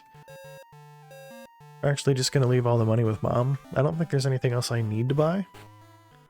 So we'll just check in and see what this guy needs. SS ticket. Very nice. So we're gonna go to Kanto, like regular style this time. Instead of just kind of like that little back route that we have here. I think the plan for me for now, since I usually try and shut down sometime between 11:30 and 12, is we're gonna take the boat. And depending on how much time, what am I doing here? I'm not riding the bike all the way out to Olivine City. We are gonna fly because we have superpowers now. By superpowers, I mean my Friendship Evolution Pokemon evolved, and that means I don't have to walk anywhere. But no, so I'm going to go ahead and do the SS Aqua. Depending on how long it takes to get the boat taken care of, we might shut it down once we get to Kanto. I might try and maybe take out Lieutenant Surge's gym. I don't know. Kind of playing it by ear here. Yep, I would love to board.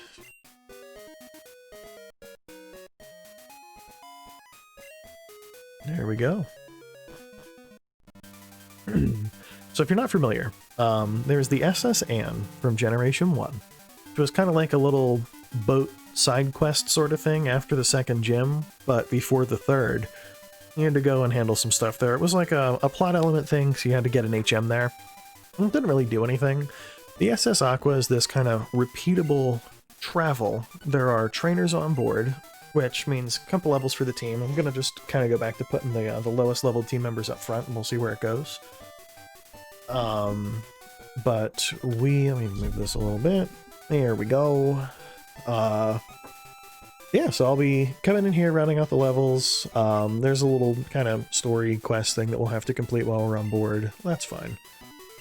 Yeah, we'll let Squizzy pick up the first. You know what, let me do a little bit of that. Put me more centered in the frame again. Camera rotates. I love this thing. This thing's so cool. Yeah, so we're good. We got Squizzy up front. Let's walk around. I'm just going to do what I kind of would typically do. I'm just going to pop in every room. Just make sure that we fight all the trainers. Nobody's in here. That's fine. Trainers? That guy? He seems like a trainer. Look at that. Yeah, I'm alone. Let's battle. Let's do it.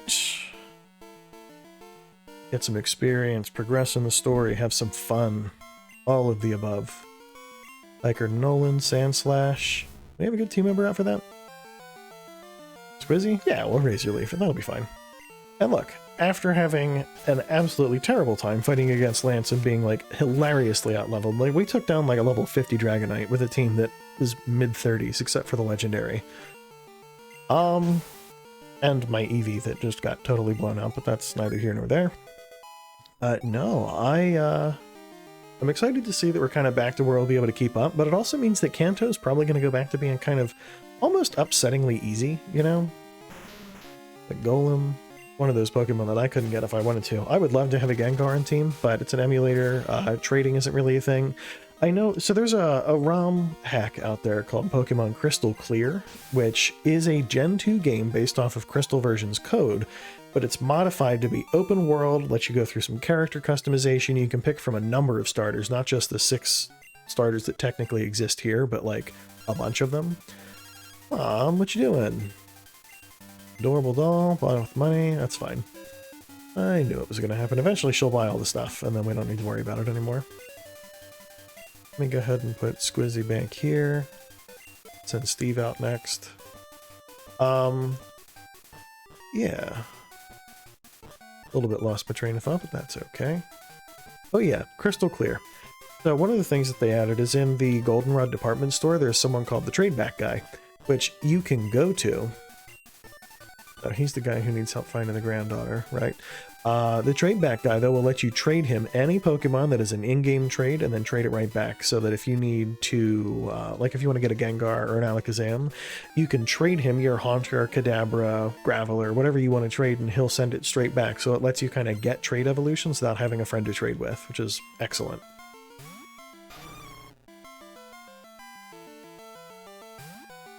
What happened, Leanne?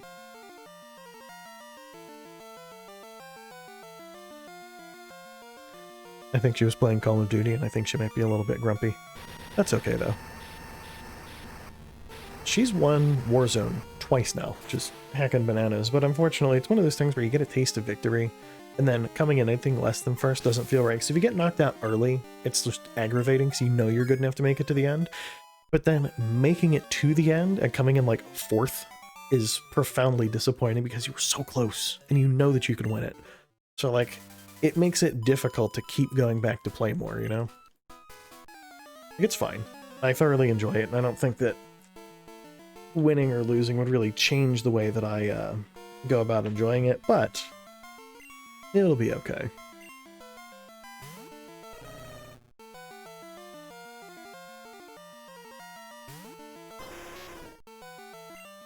Alright, so Arcanine actually did hit 38 last fight, and I just wasn't paying attention. Having the experience share off Eevee is going to make kind of closing the gap on the levels really easy, which is nice. Crit, we'll take that. Cruising through some of these battles is always nice. Phanpy, yeah, we'll let Gyarados take that. That's a ground type, so popping a water move is just going to clean things right up.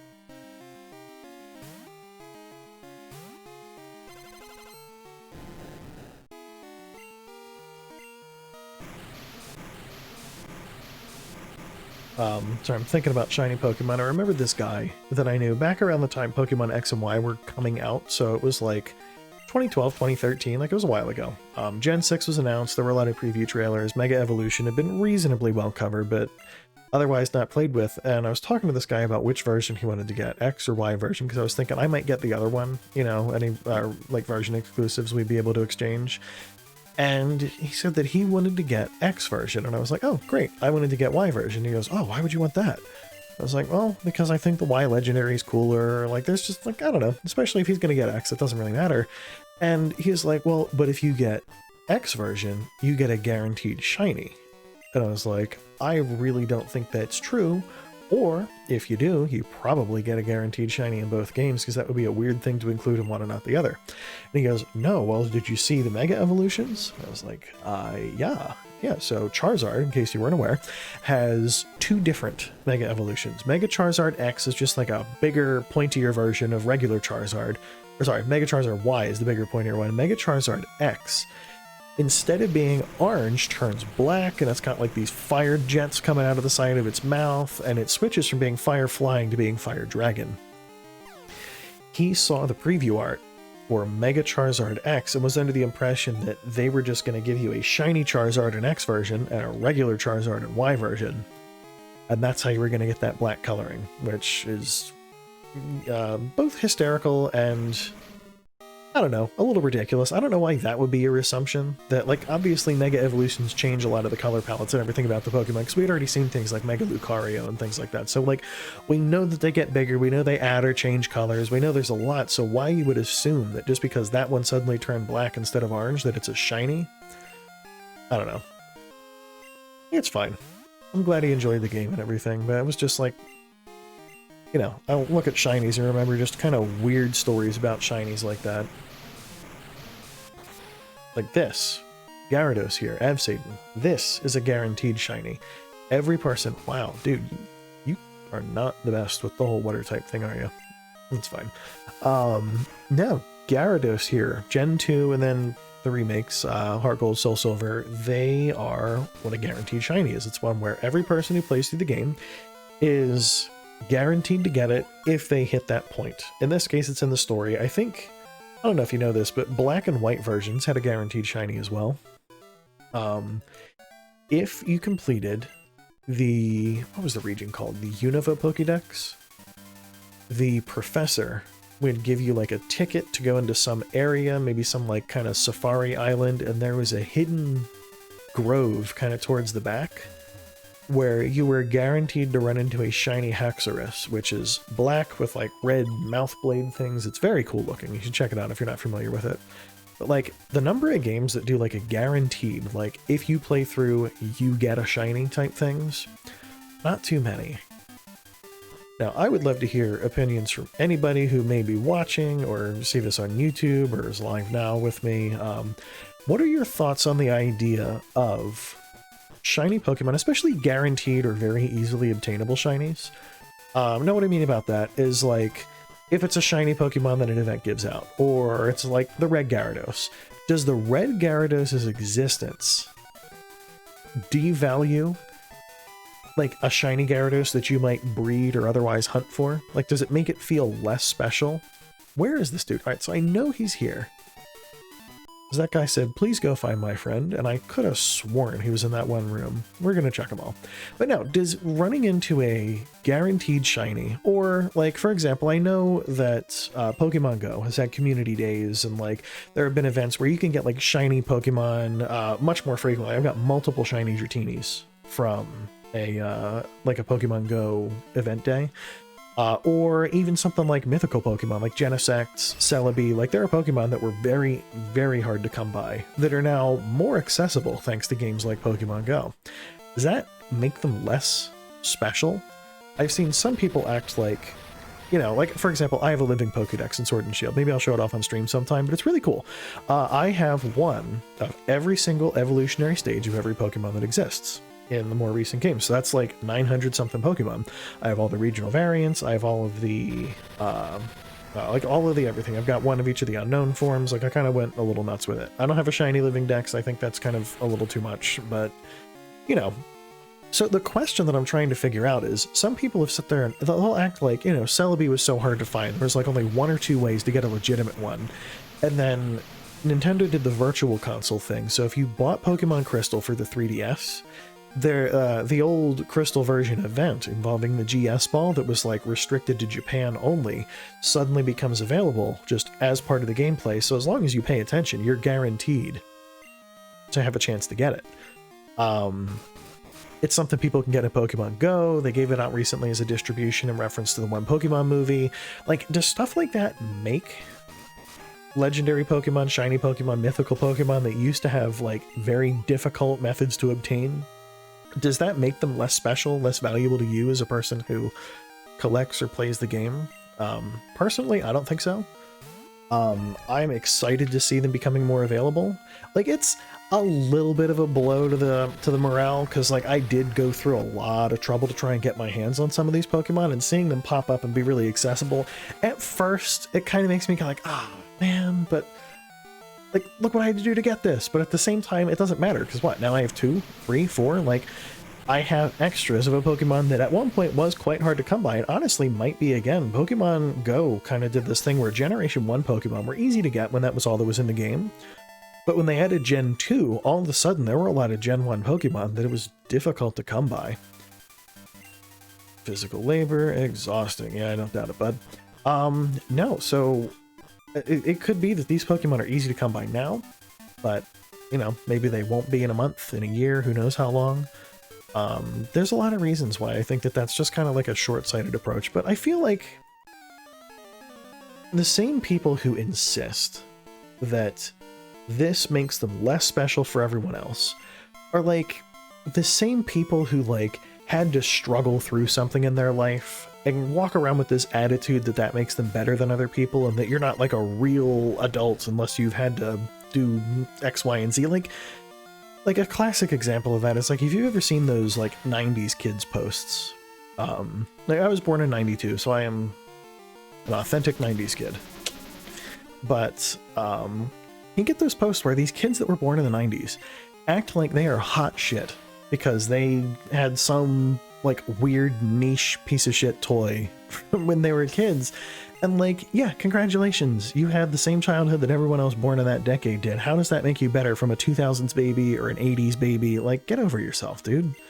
Like, just because you feel like this one thing is like, it's not about you. There are other people out there. Just let them be happy with, I should not have used mic. Let them be happy with what they have, you know? Like, I'm excited because I have access to these Pokemon, and I have another coworker, Andrew, that I have been really enjoying talking to, although it's been really busy at work and it's been tough to keep in touch with him. But he'd been working on putting together a living Pokedex for a while, and there were just some mythicals that he just didn't have, and they were brutally hard to find, and like all the people online who had them, and sometimes they'll have 4, 5, 6 copies, they don't need them, they don't even care about them, but they view them as a chance to force some chump to go in and work their ass off to breed out a shiny Pokemon to trade away just to get this Pokemon because it's just locked by some arbitrary wall of exclusivity. So for people like Andrew, who like didn't have a Genesect before and really wanted to have a living Pokédex, I mean, this is a chance for him to get into the series later than some people did. Like, he didn't really play when Gen 5 was a thing, but here we are, you know, Gen 8 is out, and he was finally able to get his hands on some Gen 5 mythical that would be otherwise unobtainable. That's awesome. So, I get a little ranty on things that I kind of have strong feelings about, but you know what I mean. I don't understand that argument that now that everyone gets to have it, mine doesn't mean anything. Like, sure it does. It's yours. It's not a contest. There was someone else that I was talking to recently who said something that kind of was in the same vein. So, this person's like a friend of a friend. We're friends, but like she's friends with my fiance, and she was kind of concerned because her boyfriend wanted to chat with me about computer stuff because I'm a little bit of a PC aficionado. Any interest in stuff like that, I mean, put it in the chat, leave it in comments, wherever you might see this video. I'm happy to have like a stream where I kind of chat about PC stuff, Q&A things, talk about the build. I really don't care. I thoroughly love it. I would enjoy being able to sit down and work through stuff like that, but I also don't want to bore people if you guys are here to see Pokemon and whatnot. But they were like, oh yeah, I don't want that to come across as like bragging. And I was like, why would it be bragging that he got a new PC? My computer is already awesome and I'm super happy with it. And even if he turned around and spent like $6,000, $7,000, $8,000 on something that's faster than what I have, like, why would that be braggy? He's excited to have a new thing, and I'm able to look past the idea that some person has a thing that's as good as, or maybe even better than mine, because that doesn't mean that it's not good for me. My computer's awesome. It does everything that I want and more, and somebody else having a nice computer doesn't take that away from me. It's not like my computer suddenly got slower because this guy bought one, right? Like, my computer's as fast as it was yesterday. It's as fast as it's going to be tomorrow. Like, that's not changing. It's like the same people who went out and bought, like, let's say like an RTX 2080 Ti. If you're familiar with the graphics card world, that was like the big $1,400 graphics card that came out a little over 2 years ago. It was NVIDIA's big, top-of-the-line, like, ass-kicking, just best offer in the world. It was like $1,400 bucks. I think I already said that, but you know what I mean? It's expensive. Like, you pay a lot to get to the top of the line. Well, those came out a couple years ago, and the general logic is NVIDIA releases these new cards every year or two, usually about 2 years. If you know there's one coming out in a couple months, maybe hold off on spending a whole bunch of money on their current flagship, because that price is going to be going down, and there were people out there who didn't make the right choice, and they would buy like a 2080 Ti, like a $1,400 graphics card, a month before NVIDIA launches their new product. And they got livid because for like $500, you could get a graphics card that like matches their top-of-the-line $1,400 graphics card from 2 years ago.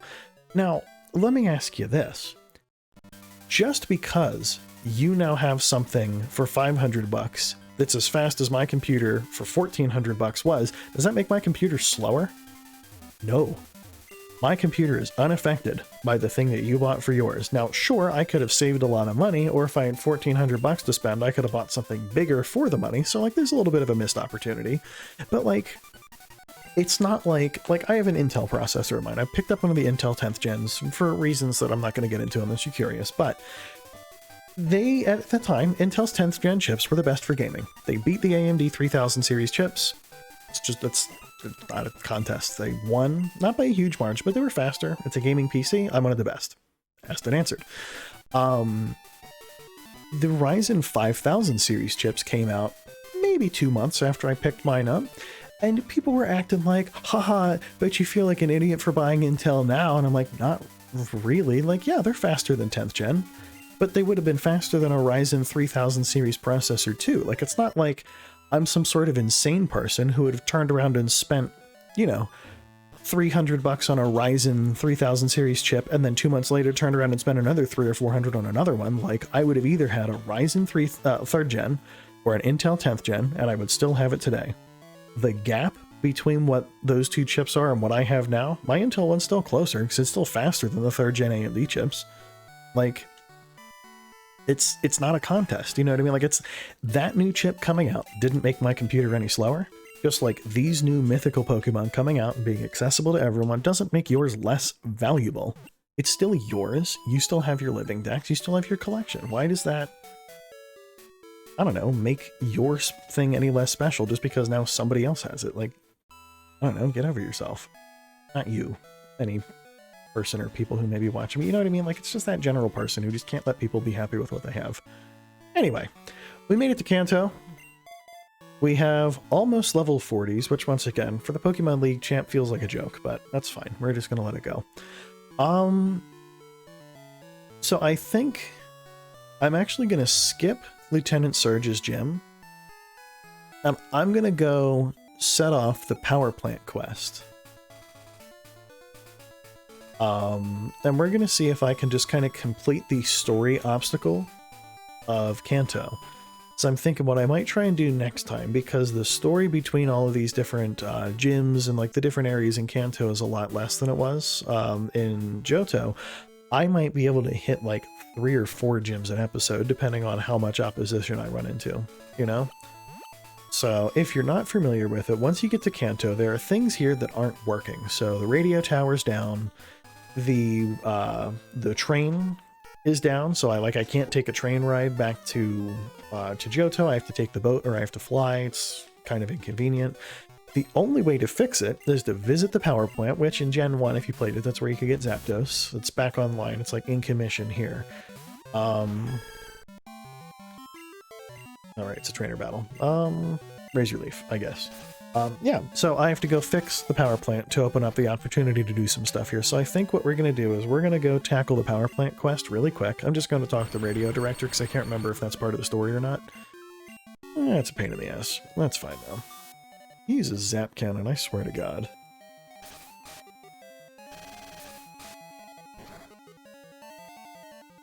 Nice. Got that crit. That wraps things up.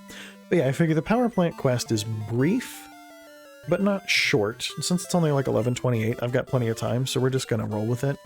And then if it hits like maybe midnight and I'm not done, I might just go ahead and shut down where I am, but it'll be good.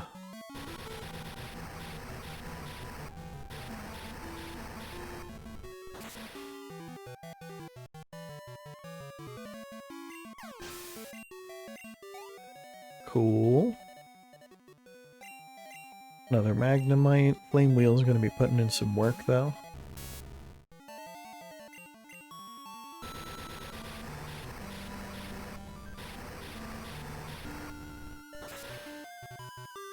This is one of the only trainer fights we're going to really directly have to do until we're on the route headed out to the power plant, because I think that does kind of turn into a bit of a situation.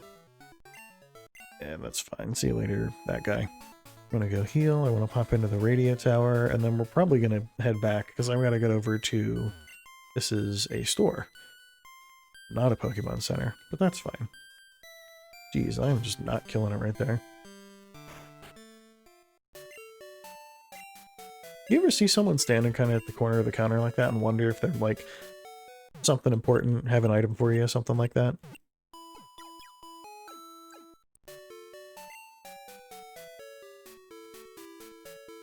Let me go ahead over here. Yeah, I'm going to need an expansion card to tune into it. I'm also going to need the power plant to be back on so the radio tower works. Although, ironically, the power plant is out and the lights are on, so that's cool. I think it's this dude.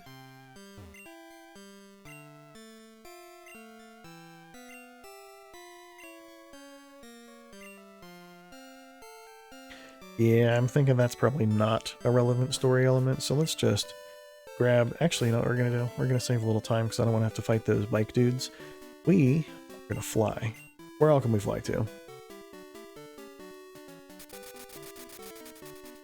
Yeah, probably fine. Hit that bike. Zip up here. Come into Saffron City.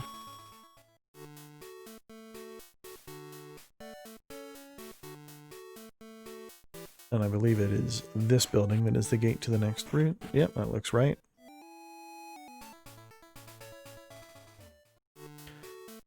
So I need to head this way. And as I said, I think there's a couple trainers I'm not going to be able to avoid along this route. If it's anything like the original Gen 1 route, there's going to be a couple like... maybe not. Oh, there's a few trainers here, but I might be able to sidestep them. For now. I do intend to come back to fight them, but the goal right now is just to kind of cross off a story element if I can. Make it so that next time we can just have some fun hitting some gym battles. I think that'll be fun, you know? Full duck.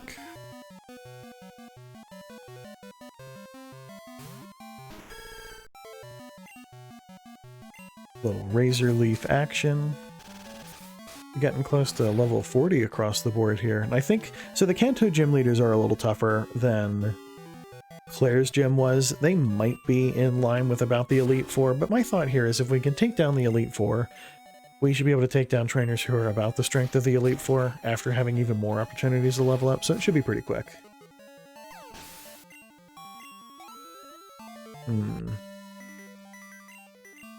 Sand Slash. We're going to switch just because we're disabled and I don't feel like... I don't know. Tackling a bunch of times on something that I know I have a super effective move for. I still can't get over that fight with Lance. We were 100% on the way out. Like, it was not going well. And what do you know? Suddenly turn around and have the this week can learn Aurora Beam and just steamroll the rest of his team. We had no way to fight our way through that without that level up. Like, that was absolutely clutch. I'm also going to make sure that on Friday when I go to stream that I do not forget my... Can we avoid that? We can. Nice. Can we get lucky? Can. Will I get lucky again? Probably. I was actually really lucky. I wonder if you can fly here. If I visit this Pokemon Center really quick. I'm gonna pop in. I'll heal really quick. Just no, I just completely whiffed and sent out like the "It's time for Monday, Commander." When in fact it's not Monday, nor is it Magic the Gathering Commander. So that's okay. We're gonna do some Pokemon Crystal. We got the Elite Four. We're fooling around in Kanto. It's progress. You know how much I like progress.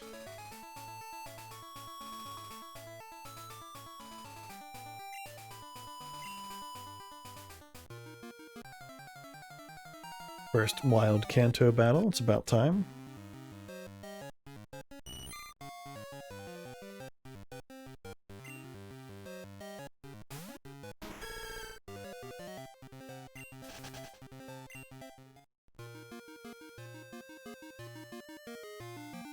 I didn't feel like fighting it, I just enjoyed kind of hearing the music. There we go. We'll probably get another one or so before we pop into the power plant, but that's okay.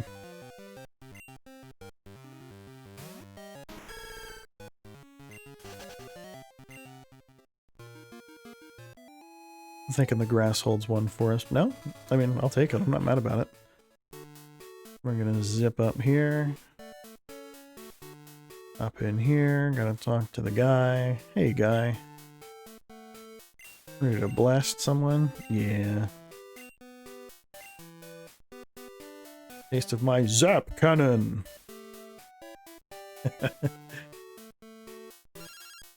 Oh geez, what can be happening? Word from Cerulean, shady character's been loitering around. Oh no. When he says, "Can I ask for your cooperation?" Is he deputizing me to go kick that guy's ass? Or like, what's the deal? I think that's what's supposed to be implied. It just feels a little weird, because my character's supposed to be 10, if I understand, like, the story correctly. So, you know, feels irresponsible. Shady fellow was in here.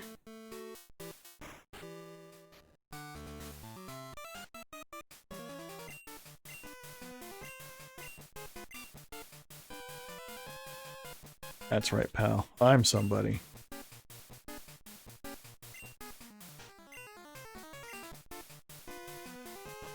So the item is here in the center pool. Machine part. Now we're still going to go kick that guy's ass just to make sure that he's learned his lesson. But we've got that. All I got to go do is go deliver that to the power plant and we will have wrapped up that storyline. That means that I will have been live for a little over 2 hours today, which is more or less all I'm looking for. That means that next time when we go to fire off the stream, I'll be able to start with gyms. We'll be able to kind of jump in.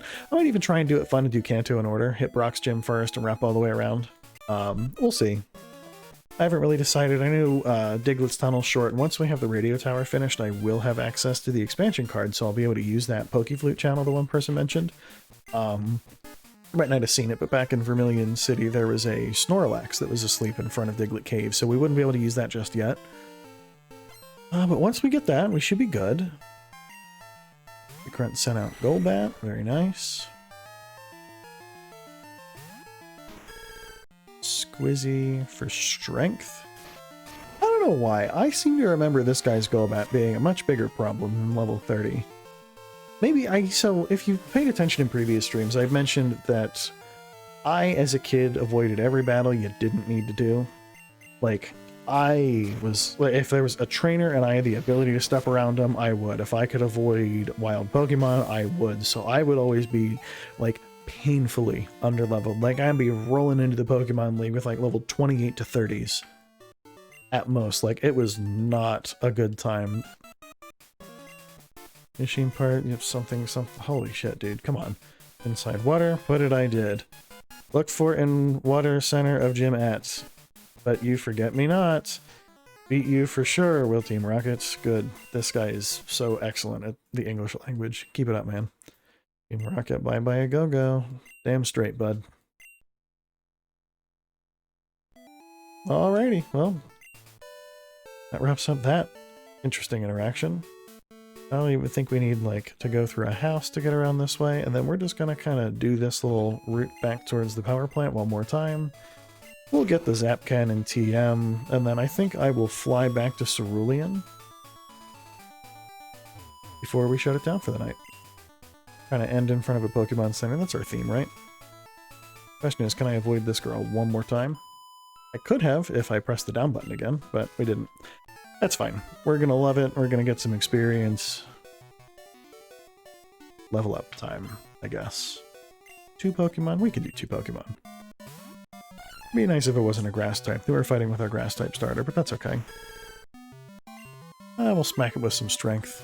That hits pretty hard, and we have a big level advantage now.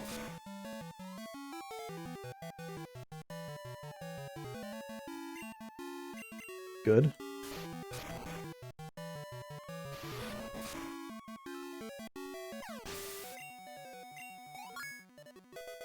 Level 39, very nice. The level gap does continue to close for us. Skiploom.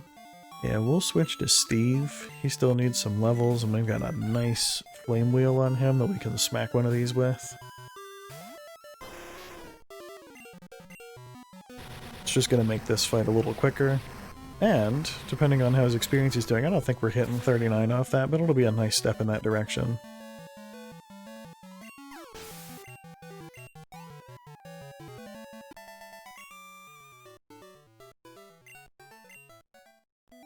There it is. Almost done. Now we're going to run into about 11 wild Pokemon as we go to surf down there, because of course we will. Raising my Pokemon properly? You know it.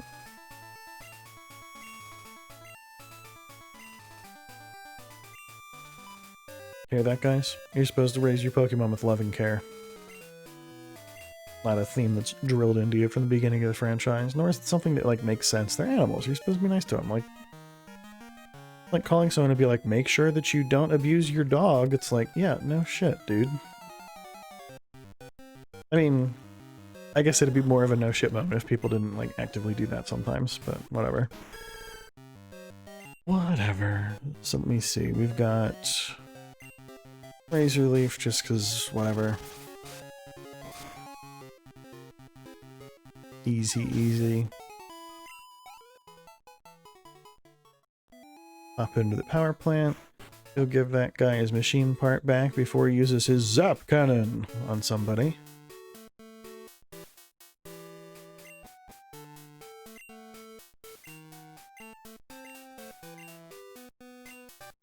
TM7, which is zap cannon, which would be really cool if it wasn't his, like, just awful accuracy. Powerful. It's alright, so it's ridiculously strong, and it's like guaranteed to paralyze if it hits. The problem is its accuracy is like 30%. So you'll like miss 3 or 4 shots before you're actually going to land one, which is unfortunate. So let's go ahead and fly. Lilith, take us to Cerulean. I'm going to go ahead and hop in the Pokemon Center. Give it a quick save. And I think this is where we shut it down for the night. So, while I get that wrapped up, thanks everyone who joined. If you have any suggestions for what game to play next, feel free to leave it in a chat, in a YouTube video comment. I do upload all of these just as a video on demand VOD to a YouTube channel. You know, any interest that you have, I would love to get any input from people, but other than that, I'm going to go ahead and shut it down. Let me just file, save game slot 1, and that is the end of the night. Thank you very much. I'll catch you guys next time.